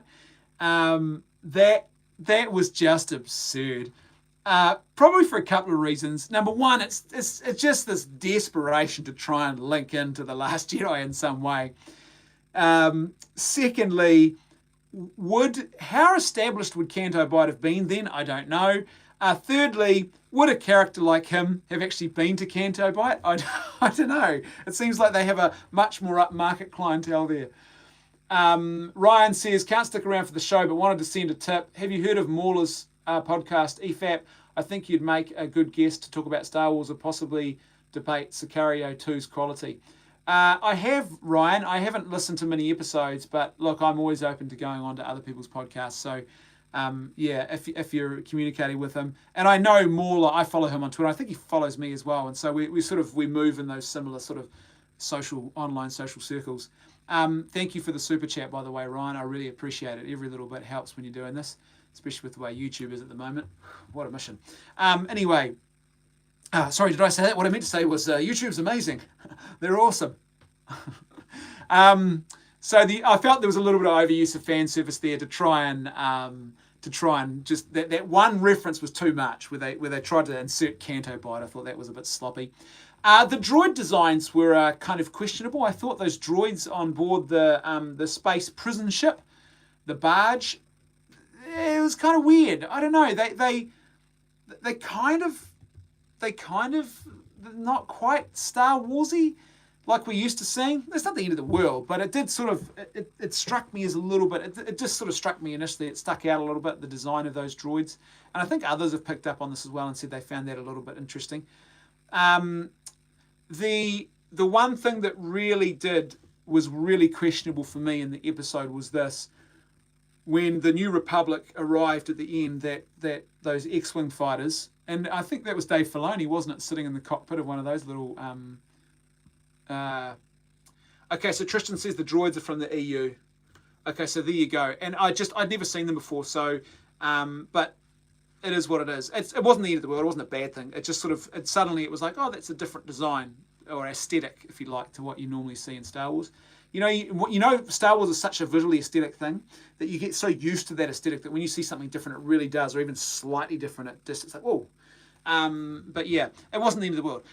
The thing, though, that I think was highly questionable was when those X-Wing fighters turned up at the end, and as I said, I think that was Dave Filoni, wasn't it, sitting in the cockpit of one of them, is that they turned up, and based on a homing beacon, they just destroyed a target they knew nothing about.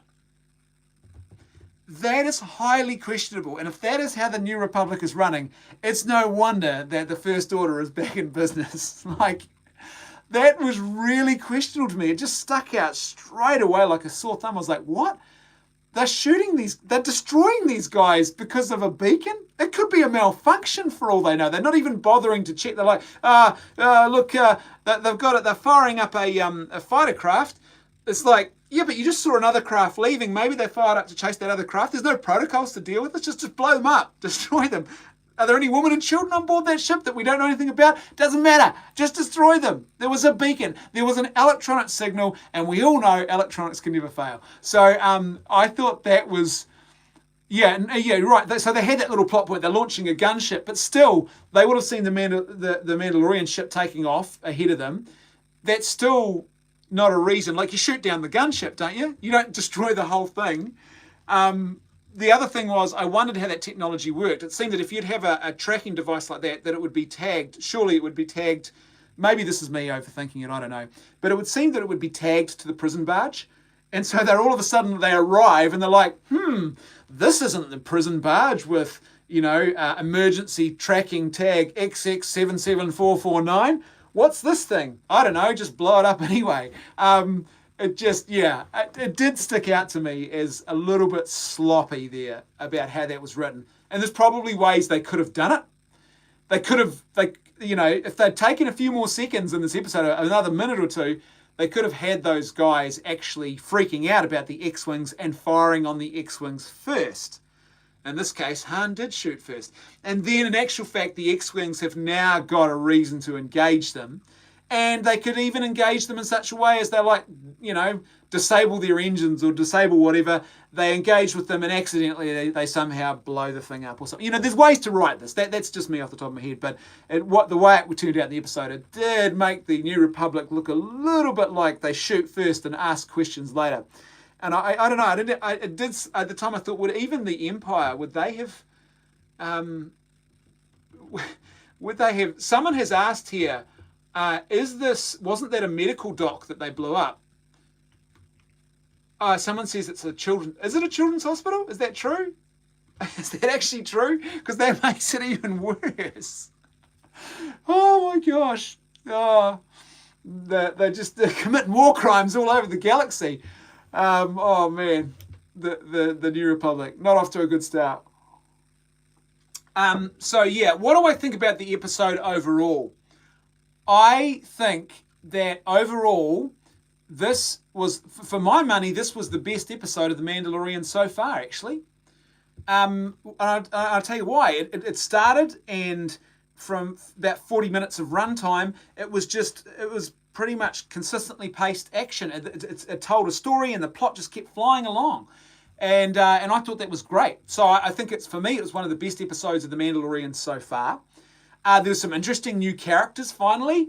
They're not just sort of side players. They've and in the story, they clearly set up a good revenge plot for the future. This is set up. These guys, the three of them that have survived, they are now going to be angry at the Mandalorian, and it's absolutely certain that they are going to encounter that Mandalorian at some point in future in this series.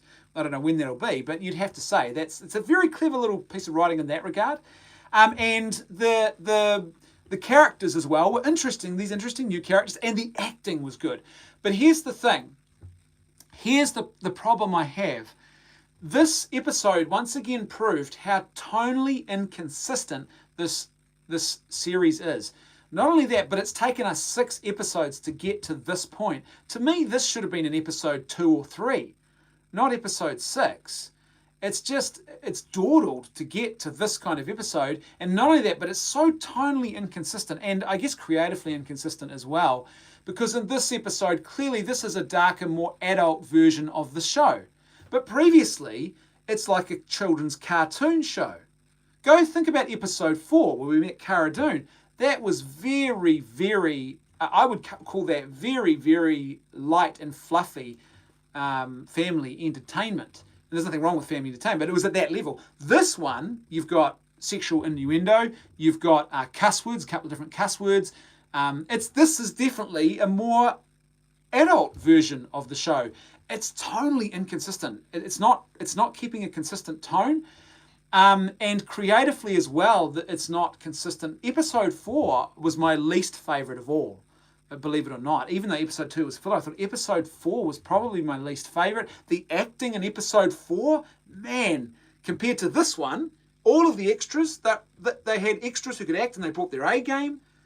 In the episode 4 with Cara Dune, even Cara Dune, the acting's not that good. It's just so inconsistent. It's kind of hit and miss. And then again, like I said at the very beginning when I was talking about the series, where is this going? What's the story? Where is the narrative and the sort of the weave through all of this? It just, like, I know it's a serial thing, but even then it's getting too much like sort of plot of the week. The problem is television has moved on a long way, and a long, long time ago it moved on from plot of the week. Even your plot of the week type shows, the CSI type shows, they are substantially stronger than what the old plot of the week type TV shows used to be. And they also have overarching sort of narrative threads that keep developing in a much stronger way. And it just, this episode, this sort of feels a little bit like it's not hitting that standard yet. It's not up here. So totally inconsistent, I felt. There's only 2 episodes left to go, remember? And we're still in a situation where you're like, what's going on? Even in this episode, one thing that did sort of strike me in this episode was when they found the baby Yoda. And I was like, why is he still so attached to the baby Yoda? You've initially you gave us a reason about him not wanting to kill him, But now he's starting to develop a really strong attachment to this creature. But why? That the explanation's missing, and I've got no problem with that relationship developing in a really strong way. But for who the Mandalorian is as a character, there needs to be a motivation for that, and there's no sense of them trying to work. Like, it would seem the end goal's missing that would satisfy that relationship. So there should be an end goal of some sort that actually binds the two of them together. And in this episode, it really struck me when they were like, when they found the baby Yoda, and all of a sudden he's stepping in to defend him. It's like he's not his own child. The previous 2 episodes ago, episode 4, he was trying to give the baby Yoda away to someone else because he rightly and very smartly recognised that if he found a home for it, that it would be cared for and protected in a way that he can't do. And yet here, all of a sudden, there's a sense of ownership that's just a little bit unexplained. And the other thing is, I worry that Baby Yoda is now starting to become the main character in this. Even my kids said, we sat down and watched the episode, and one of my younger kids says to me, just show me the Baby Yoda. So there is a real danger here that Baby Yoda and various cutesy appearances of Baby Yoda could become the main character in the show, and I don't think that would be good. So yeah, 2 more episodes to go. I would say those last 2 episodes, even if they're really strong, like this episode we've just seen, they're good, strong episodes, I think it will be quite a mixed bag. It will be a series that is all over the place tonally, creatively it's inconsistent, and storytelling-wise, it won't be strong. It's just taken too long to tell these stories, and you know what? Funnily, looking at this new episode, I sort of wondered to myself, I wonder if this is purely an extended pilot, where they're literally trying to pilot this episode. So they're setting up lots of little different ideas, and then they're going to come back, and you're going to have to wait till season 2 to actually get a fulfilling experience of this TV show. Because if it carries on like this, it won't be that fulfilling. But there'll be a fulfilling storytelling experience that you have to wait till season 2 and beyond. And this is literally like a pilot where they're trying to introduce different ideas sort of very quickly. They're not really telling a 1-season story so much. It's still just the pilot, the concept of him and Baby Yoda together, but no overarching sort of reason or underpinning for what much else beyond that. So yeah, that's my take on it. That's my feelings about The Mandalorian. Yeah, is it ever explained, Maximus Aquilas has asked, is it ever explained where Baby Yoda came from or why he was in that bandit hideout? No, it's not, but there are things we can infer, and I think it's pretty safe to say he's part of an Imperial cloning exercise, you'd have to say. Why? Surely. And because those guys who wanted him originally, who put the bounty on him, they're Imperial. And they're scientists. You can see that. They're not. So I think that's going to be revealed in time. And I'm okay with that. The reveal will come eventually. And they've sort of left enough breadcrumbs on the table for us to infer things. But yeah, there are still some. And here's the thing again, I'll go back to what I said before, because people have had a go at me for critiquing The Mandalorian. Say, oh, no, it's better than The Last Jedi. And it's like, yeah, I agree with you. It is better than The Last Jedi. But that's not a reason not to critique, creative flaws in something. And as I said, for me, it's not about the sort of associated things. It's not about the extended lore. And, as I said, I hadn't seen those droids before. And so those things are not the important points for me. What's important is not that there's a guy wearing a Mandalorian mask. What's important is, does it tell a good story? Is there a good storytelling heart? Is goodness, truth, and beauty and a journey into those things, deeper into those things, the central element that you love about this show? Because if it's not, then it's not going to be successful. And it's true of any story. You invest yourself in a story because it calls you out of yourself in some way, and it calls you to something bigger. That's one of the dangers. This is why superhero movies are so popular, but also what the iterations we've got of them at the moment, the big Marvel theme park ride, there is a great danger in this, that they become superficial, and especially once they're getting loaded with propaganda, political propaganda, it really undermines that. All of a sudden, it's no longer about goodness, truth, and beauty. It's about trying to sell an ideology to people, or to indoctrinate people into an ideology. And you lose the heart of and of these things. And by the way, what's the difference? Well, the difference is a character or a thing happening in a story because it's organically, it should be happening, or there's a reason for it to be happening, or is it being shoehorned in there to serve a political purpose? You know, the politics of the day says, you know, your cast has got to look like this, or your cast has got to, you know, tick the following boxes in the script. So we have them do that, regardless of whether it's organic or not. That's the undermining storytelling. So yeah, that's where I think the Mandalorian is at. Ebony Hawk podcast, Eben Hawk podcast says goodness, truth, and beauty with a big heart. You're right, and that's it. That's what you need: goodness, truth, and beauty, man. That's the thing. These transcendentals that transform the human experience. I live in goodness. I flourish. I'm drawn into an experience of life that is more joyful when I'm drawn into the beauty. Even in the midst of suffering and darkness, there is still beauty to be found. This is something that that Viktor Frankl wrote in his book, Man's Search for Meaning. If you want to read a book and you haven't, you know, even if you're not a big reader, if you haven't read Viktor Frankl, Man's Search for Meaning, you should read that book. He spent time in 5 different Nazi concentration camps as a Jewish prisoner of war. He's a psychologist. And he lost his wife and unborn child at Auschwitz. He comes out of that and writes Man's Search for Meaning, one of the best books that has ever been written. And I highly recommend it. It's not a big book either to read. It's a really important book. And then he came out of the concentration camp, and because of his experiences there, he developed what he called his logos therapy. And it's this whole way of dealing with people who struggle with psychological issues that moves away from the two extremes. So one extreme is what he called the will to pleasure, which is Sigmund Freud, where it's all about my personal happiness. How do I get my, you know, and people obsess with psychoanalysis, you know, over their own personal happiness and spend years in therapy just trying to achieve it. And so he avoids that extreme. And then the other one is what he called the will to power, which is obviously the Nietzschean tendency of the stoic Uberman, the overman, the strong man who does it alone, who rebuilds his own life, I guess, for himself. And he said what you need is a will to meaning.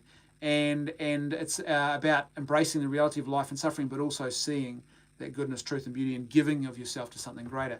It's really quite a profound work. The first 2/3 of the book is just him telling his story about the concentration camps, and it's like nothing you've ever read, because you're thinking already, some of you, if you haven't read it, you're already thinking to yourself, okay, concentration camps, this is going to be like Schindler's List or those other dark works. I've read about this, and it's going to be terrible and horrific.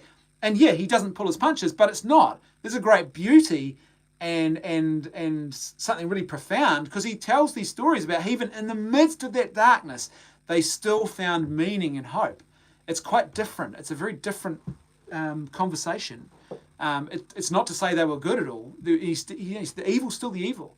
But he says even in the midst of that evil, there's still suffering and hope. So I think storytelling has really got to draw us into that as well, that goodness, truth, and beauty.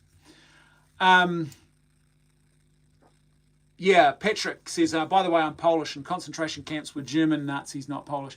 Yeah, look, I didn't think they were at all, Patrick.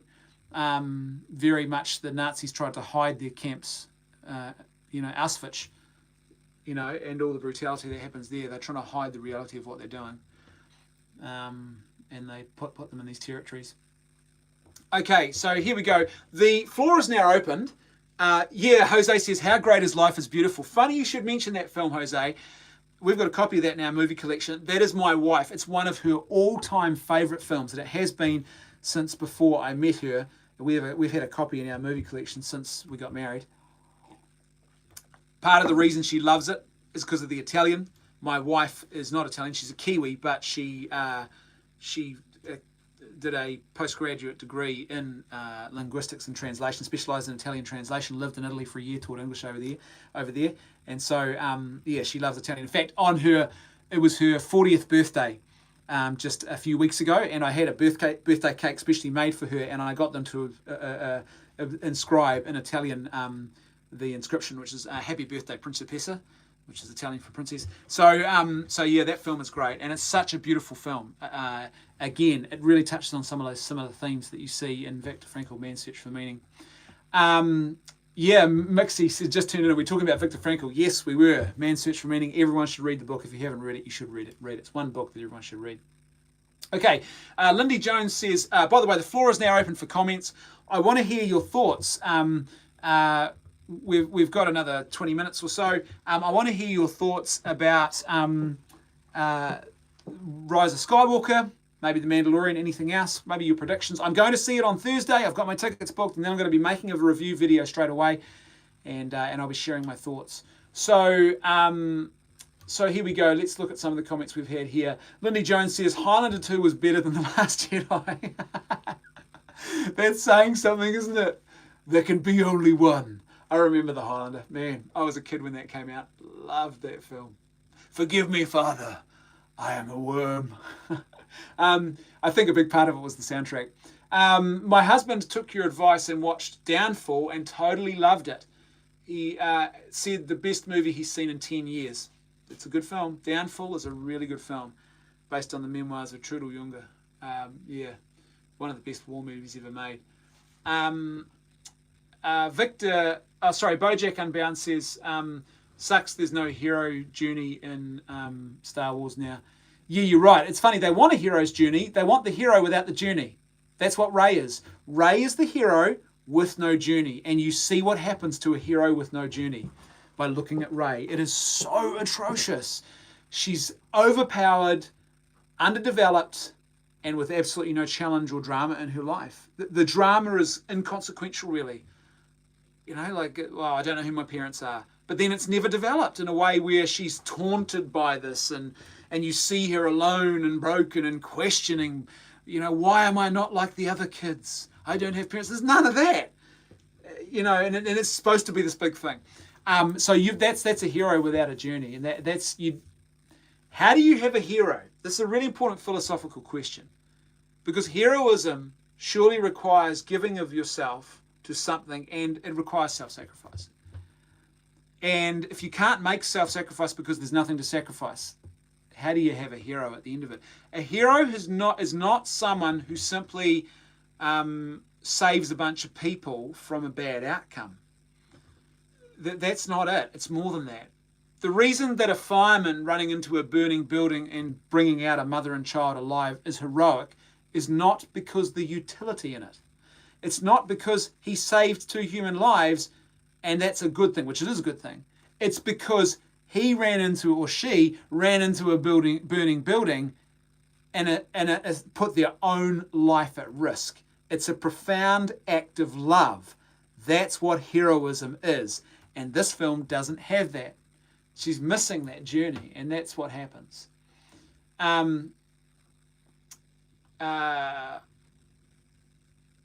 Pianadian says, incredible acting when the German doctor asks the guy about the riddle. You're right, that was such a great moment. I often talk about that moment. I for those who don't know, I regularly travel around New Zealand and Australia, and I speak at conferences and events, and it's a big part of what I was just in Australia 2 days ago. Flew home, speaking at a conference over there, and when I'm talking about ethics, I often talk about that scene, and because you think the build-up is such that you think that doctor sees him as a human person. You're like, at last, he's got an ally in the camp, someone who actually sees the evil and atrocity of killing other innocent human beings, and you think he's going to help him. And then you realize that awful moment of shock and horror when you realize he doesn't see him as a human person. He's only interested in him because he tells jokes and he wants to know good jokes. And you think at that dinner party that he's going to help him and save him and his son. He's not. He just wants jokes off him and to run his riddles past him. And you're like, oh my gosh, it just sums everything up so well. And in that moment, it's so stark because he looks at him and he doesn't see a human person. He just sees a function. What can this thing, not a person in front of me, do for me? He's reduced him to an object and nothing more. Yeah, that moment of the film is very, very, very powerful. That was from Life is Beautiful, by the way, not Downfall, those who are asking. What's my top movie of 2019? Maximus Aquilas has asked me. Well, here's the thing, Maximus. I'll talk in a moment about the next episode, what I'm going to talk about. But in the next episode, I'm going to talk about I'm just doing a whole lot of quick-fire movie reviews of films that I've seen on international planes in the last month. Because I've done 4 different international flights. And so I've had time that I've not normally had with the family and everything else in my busy work schedule to actually sit and watch sort of films that I thought I wouldn't mind seeing them. I just don't have the time. And so I've watched things like Alita Battle Angel and other things. And so I'm going to do a whole lot of quick-fire movie reviews. Now, one of those films actually has become is up there for me and one of my favourites. Here's I think, let me sort of qualify this a little bit. Joker, I think, is phenomenal. I haven't seen Once Upon a Time in Hollywood yet, and I have a feeling that Once Upon a Time in Hollywood could be right up there for me. So I'm hoping to watch that soon, actually, over the Christmas break. Maybe sit down and rent it and actually watch it. But the film I watched on the plane that I finally got to see was Ad Astra with Brad Pitt. And it's a film, the first time I watched it, I enjoyed it. I watched it again on another flight just on Sunday night flying home. And the second time, I really, really fell in love with this film. I love... Ford vs. Ferrari, you're right, it's another one I haven't seen. I think that could be a good one too. I fell in love with Ad Astra because it's such a good film about fatherhood, and it aims a little deeper. And I understand why some audience members were alienated by it, but I really loved that film. I'm surprised it actually got greenlit because it's not your typical sort of lowbrow schlock. It's the kind of... and it's the kind of science fiction I tend to like as well. To me, it had a lot of overtures of there's obviously elements of 2001: A Space Odyssey, but also it had overtures of Interstellar, and but this one focused very strongly on the question of fatherhood and fathers and sons and meaning in life, which was I quite enjoyed that. But for me, probably still Joker is leading the way right now. And answer your question. Yuri says, I watched Downfall, quite thought-provoking. It certainly inspired me to help others break free from willful corruption. Yeah, and I think that's what it should do. And it should also speak to the fact that monstrous ideologies are not immediately obvious. These people, when you look at them, you think, if they hadn't embraced this monstrous and evil ideology, they probably would have been quite good leaders of a country. And it's a very frightening warning. In fact, when the film was first released, one of the criticisms people made about the film was they said, oh, you've made Hitler seem less of a monster than he should be. He should be awful, horrible monster. And the director rightly pointed out, no. If you make Hitler this extreme psychopathic monster right from the get-go, then people will wrongly believe that we're never in danger of another dictator like that. That people will wrongly believe that he was an aberration, some weird break in the matrix that doesn't and can't happen again. But if you see that in actual fact it's a lot more complex than that, then you realise and hopefully you're sort of stunted back into life and to realise that in actual fact, monstrous ideologies can be perpetrated by very well-meaning people, and we could have another extreme leader on our hands very easily, given the right circumstances. And I think that's quite an important aspect of that film. Where are we? Eben Hawk podcast. Chris Folger wrote a good book called The Writer's Journey. I love it. Yeah, I haven't read it, but I've heard about it. Mundapul, one of the most important moments in the hero's journey was the Empire Strikes Back scene where Yoda lifts the X-Wing after Luke fails. It was. And then what happens after that too when Luke rushes off prematurely? He tries to do a Rey. Oh, save them! And because he thinks he's all-powerful and he's not powerful enough. And he learns this awful lesson in this moment of brokenness and suffering that that's Luke having to go to the cross. He has to go to the cross before he can actually truly discover the fullness of redeeming power. And so he rushes off and he does what Rey does, but he's not equipped for it, and it almost kills him. There's such a well-written journey in that film, man. The Hero with a Thousand Faces by Joseph Campbell is good too. You're right, and Joseph Campbell is hugely influential on George Lucas, obviously. I think Joseph Campbell once described George Lucas as one of his best students, and he'd never studied with him. So that's saying something. Ford versus Ferrari was good. Pianadorian says, a while back you recommended The 13th Warrior. I have yet to see it, but I plan in the next night or two based on your suggestion. You should definitely watch The 13th Warrior. There's some great storytelling based on a Michael Crichton book of the same name. It's the kind of movie too, if you can save it for Christmas, over the Christmas break, if you've got some spare time, watch it. John McTiernan directed it. Good film, man. Really good film. It's just good, solid storytelling. And I think it got swamped by other really good movies that came out at the same time, and so it sort of became this sleeper cult classic rather than something that had a big sort of fanfare at the time. Patrick says, Patrick Lashif, is that Lashifra from James Bond, Patrick, or is that your last name? Patrick Lashifa says, yeah, Joker is totally top 3. Ad Astra and Once Upon a Time in Hollywood in first and second places. Maximus says, I'll have to check out Ad Astra. Be aware with Ad Astra, it may not resonate with you straight away. I can understand why some people sort of thought, I loved it for the deeper themes that it goes to. And I really fell in love the second time around. Someone has asked, Lindy says, how accurate are all the Rise of Skywalker leaks? I don't know, Lindy. I'm sort of hoping and praying that they're not that accurate, but frighteningly, there's some things in the trailers. That Sith dagger thing, the dagger she's holding up, no one knew about that dagger except for the leaks. And then the dagger appears in the promo trailer. And to me, that was a bit of a moment like, oh, maybe there's actually a bit more substance to these leaks than some people are letting on. The Lighthouse. Jose says, the Lighthouse was also quite something. I haven't seen the Lighthouse yet. I've heard really good things about it. Jared says, gonk droids are force sensitive, quote unquote. I don't know the answer to that question. Does anybody know? Are gonk droids force sensitive? What film was that Hitler film you were just on about? Anthony, is called Downfall. It's a German film about Hitler's final days in the bunker. Yeah, Caleb says, what is goodness, truth, and beauty? You say it a lot. That's true, I do, because I think it's important, you know. Say the things that matter and say them often. Goodness, truth, and beauty. Well, what is goodness? It is the good.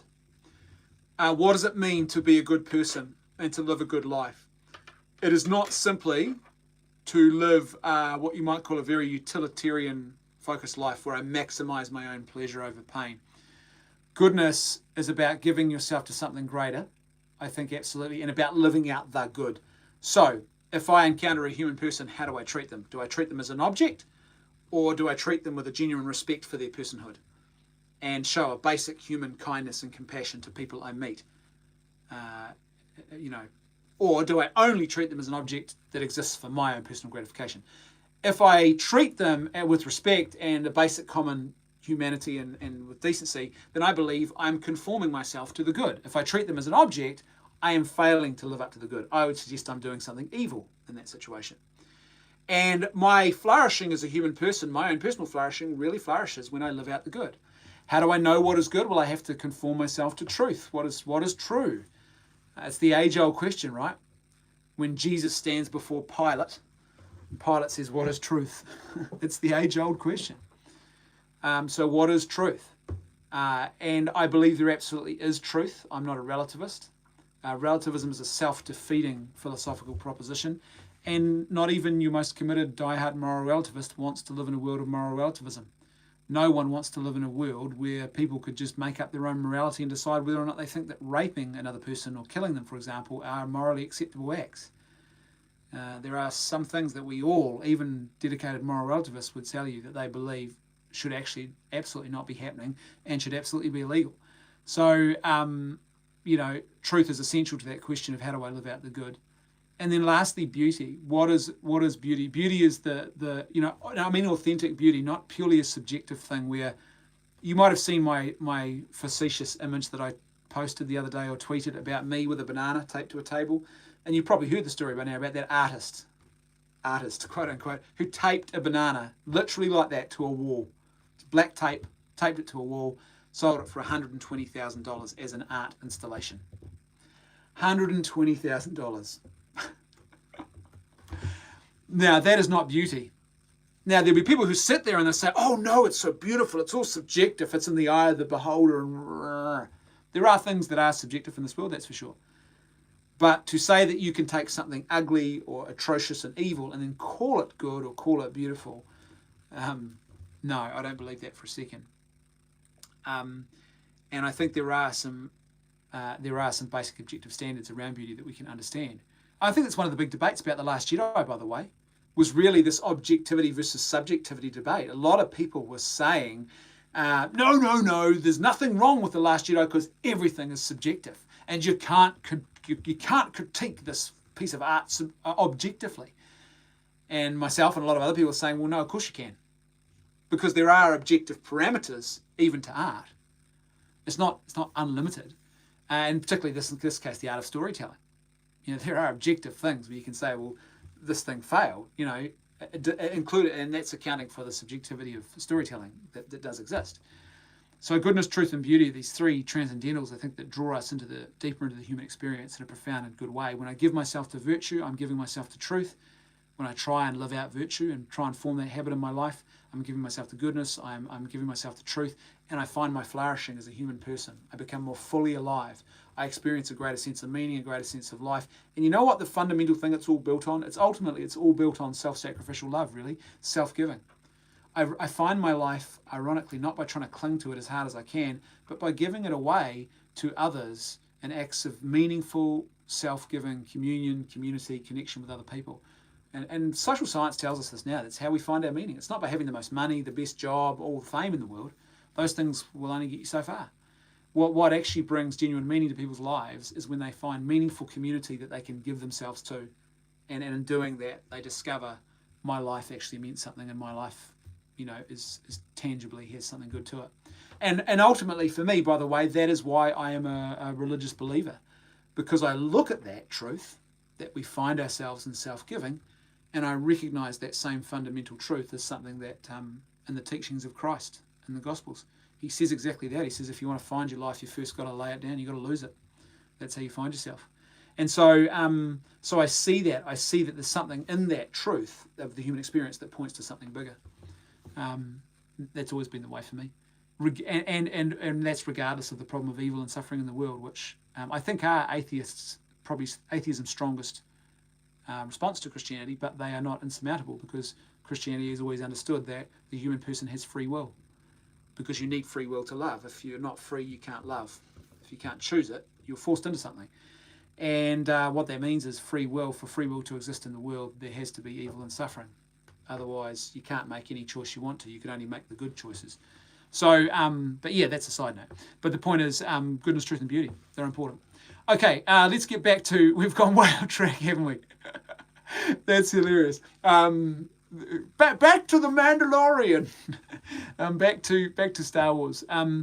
Patrick Lashif says, well, to be honest, I thought Luke will beat Vader easily in Empire Strikes Back, but he got beaten, and it surprised me more than Vader being his father. Yeah, that was the thing, wasn't it? I think that's the big surprise, really. It's not so much Vader, the reveal about Vader was amazing, but it's the fact that Luke didn't follow the typical pattern of winning the day. It's actually set up for his ultimate victory by first handing him an ultimate defeat. Jared says, you should do a review of A Man for All Seasons. Yeah, great film. Great film. Great stage play as well, Man for All Seasons, about Thomas More. Andrew says, his pretty cynical, he says, it's gonna suck. Almost uncertain. I assume you're talking about the Rise of Skywalker. Maximus Aquila says, do you think the sequel trilogy will be quietly forgotten, or will it have a renaissance after a long while, what happened to the prequel trilogy? No, I don't think this one will. I don't, because the trilogy is so disjointed. The reason I think there's been a renaissance with the prequel trilogy is twofold. Number one, this new Disney effort is such rubbish that people are now going back and realizing that even though George Lucas stuffed it up, he actually was doing something far superior in the storytelling mythology department than what they were. These overarching themes, and there's no politics shoved in there. And look, there's political references, but they're so subtle that if you didn't know they were there, you wouldn't know they were there. There's definitely allusions to the Iraq War, the whole Senate, what's going on in the Senate, stuff like that. But you could watch that, and if you knew nothing about the Iraq War, you wouldn't realize that that's what you were watching. You just wouldn't. It's like the allusions to the Vietnam War in the original trilogy. They're so subtle because they're not about politics per se. They're about moral questions and about the human experience and those deeper questions. They're written into the story in that way. It's not just a political sort of talking point. So people have realised, I think, that the prequels, despite their failings, and the failings are pretty big, they were better than what Disney have done. So that's helped people have a renaissance.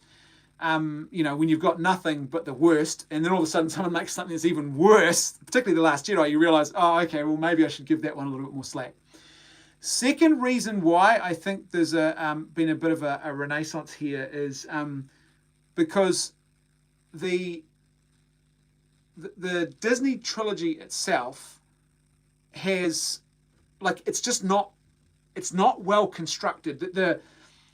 and why I don't think it will experience a renaissance of its own is because I can't imagine, well, I don't know, if it gets worse than this, then gee, mythology in Star Wars is in real trouble. But I can't imagine them producing a future with a trilogy that's worse than what they've done here, because just the fundamentals are they're so broken. And I don't think it's going to experience a renaissance. I think people possibly will look back and there will be less emotion around their criticisms of it for sure, but I don't think that it's going to experience this huge renaissance moment at all. No, I don't think it will, because I think the fundamentals are broken. And I think, funnily enough, what they've done is they've actually ended up, like, you've got this Mary Sue, who's the central piece of this trilogy, and you can't, how do you resolve that? Matthew says, no one likes it when you put poop in the mystery box. Well, that's it, right? What do you get out the other end of all the mystery boxes? We've seen this so much before. Someone's asked me before, have I seen The Watchmen? I'm about to watch the last and final episode tonight, if I get time. We've got the school prize giving and nativity play tonight, and my youngest son is playing part of the stable. I think everyone's going to have a part, so I'll be excited to go along, do my proud dad moment, and my daughters are doing their thing as well. So singing in the choir. So yeah, but I'm hoping I'm trying to get some time to see that tonight, and I'm going to talk about The Watchmen next week, because yeah, boy. What an over-bloated series that could have been good. 120,000, that's an expensive banana. I wonder if it was cheaper for half a dozen. Yuri says, I'd like to know folks who can waste $120,000 on a banana. Back to the Mandalorian. Yeah. Anthony Dixon says, it's amazing how many of these themes you're discussing show up in good Star Wars, self-sacrificial love being one. And you're right, Anthony. And that was what saved Rogue One, because the guy who comes in to rewrite and do the reshoots for Rogue One, he looks at it, it's a mess. He said this in an interview a couple of years ago. It's a mess, and he says he realised straight away that the fundamental essence of that story needed to be self-sacrifice. And so he rewrites it, and that's what you get. And it's so beautifully told in that film. It is really, really well told. There's some little things, you can see the mistakes from the previous version there, the Bull Gully and things like that, and Saul Guerrero is a totally underdeveloped in character, and his death is so pointless. But the arc of those characters and the self-sacrifice at the end, it's very well done. Yeah, Matthew says, like when Luke throws down his saber in Return of the Jedi, and that's a great moment, where he says, I will not... And that's the whole struggle of the Jedi when you think about it. Don't surrender to evil. Give yourself to virtue, not to your passions, not to your self-gratification. It's a really, really important truth. And so when he throws down his lightsaber, this absurd comparison, some of you may have seen my video where I critiqued this. It was part of another video. I was responding to someone where they'd suggested that Luke throwing down his lightsaber in... Return of the Jedi was the same as Luke throwing the lightsaber over his shoulder in The Last Jedi. Nothing at all alike. They're two very, very different, completely different things. And in the Last Jedi, it was this, and a whole damn narrative that was absolutely insane. In Return of the Jedi, it is, I will not be a violent psychopath like you want me to be. And not only that, but in the face of evil, I will throw down the one thing that I have in my possession that potentially even offers me a chance, which is this weapon. And I will throw it down. And even if you kill me, even if that results in my death, because I've thrown down this weapon, even if I throw it down and you kill me, I still will have won. I still will have won. And it's a really profound little piece of symbolism. It's nothing like what happened in The Last Jedi. Nothing like it all. Lindy Jones says, screen fades to black and we see a scene where Anakin and Padme find each other and embrace. And Anakin, I forgive you. Yeah, and that's interesting. Although there's something else too. Tolkien would not like that, what you've just described there, Lindy. J.R.R. Tolkien would say no. You should allow those moments of evil where there is no redemption to still sit in the world as well. So you have redemption for sure and hope, but when characters make bad decisions, you don't then sort of try and give them the redemption story anyway, because in real life, sometimes people don't find that redemption. And it's important for us to be reminded of that truth as well. But yeah, it would be something, wouldn't it? Caleb says, was the light side and dark side synonymous with good and evil before, and has the new Disney canon changed that? I don't know. Can someone answer, has canon actually changed that? I think Lucas started to change that himself with the midichlorians, where it became, all of a sudden, it was about your DNA, basically. And I think that's a huge change. But certainly Disney, The Last Jedi has really interfered with that, and this whole thing of, you can see the relativism in it now. Well, the Jedi is really good. It really sowed such awful, vile, cynical seeds of nihilism, I thought. Were the Jedi's really good? Were they all just a bunch of power-hungry dudes who failed as well? It was just so cynical, I thought. So very cynical. Patrick Lachif says, what I'm afraid of is that the Rise of Skywalker will be better than The Last Jedi, and Disney will glorify it being a big success, but honestly, after The Last Jedi, it's hard to make a worse movie. Yeah, they will. No matter what happens, they will try and talk it up, and they're already, the blame game that has already started, they're already prepping to try and talk up this film. They'll claim it was greater than what it was. They'll claim it was the most epic conclusion ever. You can see that already starting to happen. That's marketing. They're a corporation. They're going to do that. Eben Hawk podcast says midichlorians and the Force go together. Yeah, that's true. You're right, they do. But I think also what happens is it reduces the mystical element in a way that undermines that. But not as much as what The Last Jedi. Last Jedi introduced something Lucas never ever did, because Lucas understood mythology. The Last Jedi introduces cynicism and nihilism into the story, where the Jedi is basically, you as an audience member, what are you supposed to do but question whether the Jedis were actually good?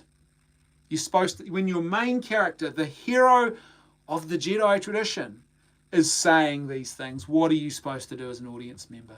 And when you've got Yoda joining in for good measure, yeah. But then, funnily enough, what happens? Rey secretly sneaks off these books that are pointless anyway. Good old Rey, better than Yoda. Oh, it was just atrocious. Okay, it's just about time for me to wrap up, but let me just say next week what we've got coming up. So next week, it's Christmas Eve here for the Christmas live stream. And here's what we're going to do. I want you to do a little bit of homework for next week's live stream. You're going to have to do some prep.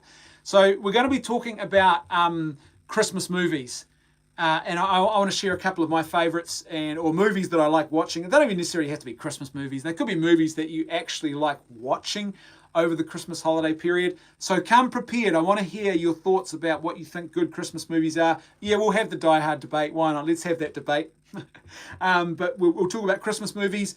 I'm going to get out some of my favourite vinyl. Some people have been asking me about this.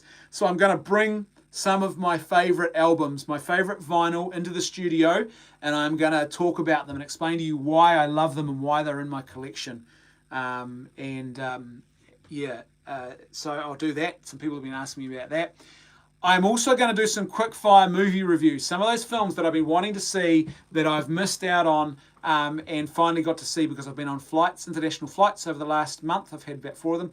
So let me tell you what I'm going to be talking about. Alita, Battle Angel, Ad Astra, Danger Close, The Battle of Long Tan, very good movie.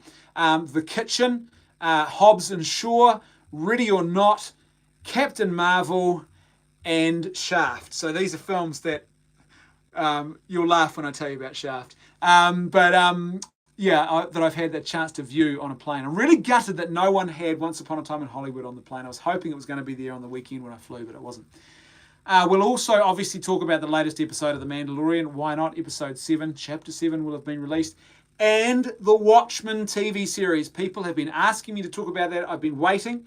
And so we will have a conversation about the Watchmen TV series next week, and I will not hold my thoughts back. So it's going to be a bumper episode, another bumper live stream, and it's Christmas Eve. So I might even break open a whiskey, even though it's maybe a bit of breakfast whiskey. You know, it's a good day when you have to hit the whiskey with the cornflakes. We'll have a real festive celebration. Maybe I'll even see if I can find some tinsel to hang up in the background. So let's make it a real Real good one. So come prepared with your Christmas movies. They want to hear Christmas movies. If you like the content I'm creating, please continue to support the channel. There's a link for PayPal below. You can leave a tip in the tip jar for PayPal. Every little bit helps. Huge thank you to everyone who gave super chats today. That's really helpful. To everyone who's going to leave a tip and everyone who's supporting the channel in other ways. You guys are awesome. It just every little bit helps to keep the content coming. As I said, on Thursday, keep an eye out on Thursday, 2 days' time. I'm going to Last Jedi in the morning. I will come home. I will sit down, write out my thoughts, and then I will film a review video, a commentary video where I share my thoughts about the film. There's going to be spoilers in it, by the way, so just be prepared already. I'm probably going to go into spoiler territory. And then I will publish that video at some point on Thursday, depending on how long it takes me to make. I'll have that video online, hopefully by the end of play on Thursday. And you'll be able to hear my thoughts, if you're interested, on what I thought of the Rise of Skywalker. You guys are awesome. Thanks for all your support. I'll see you next week on the live stream. Go well.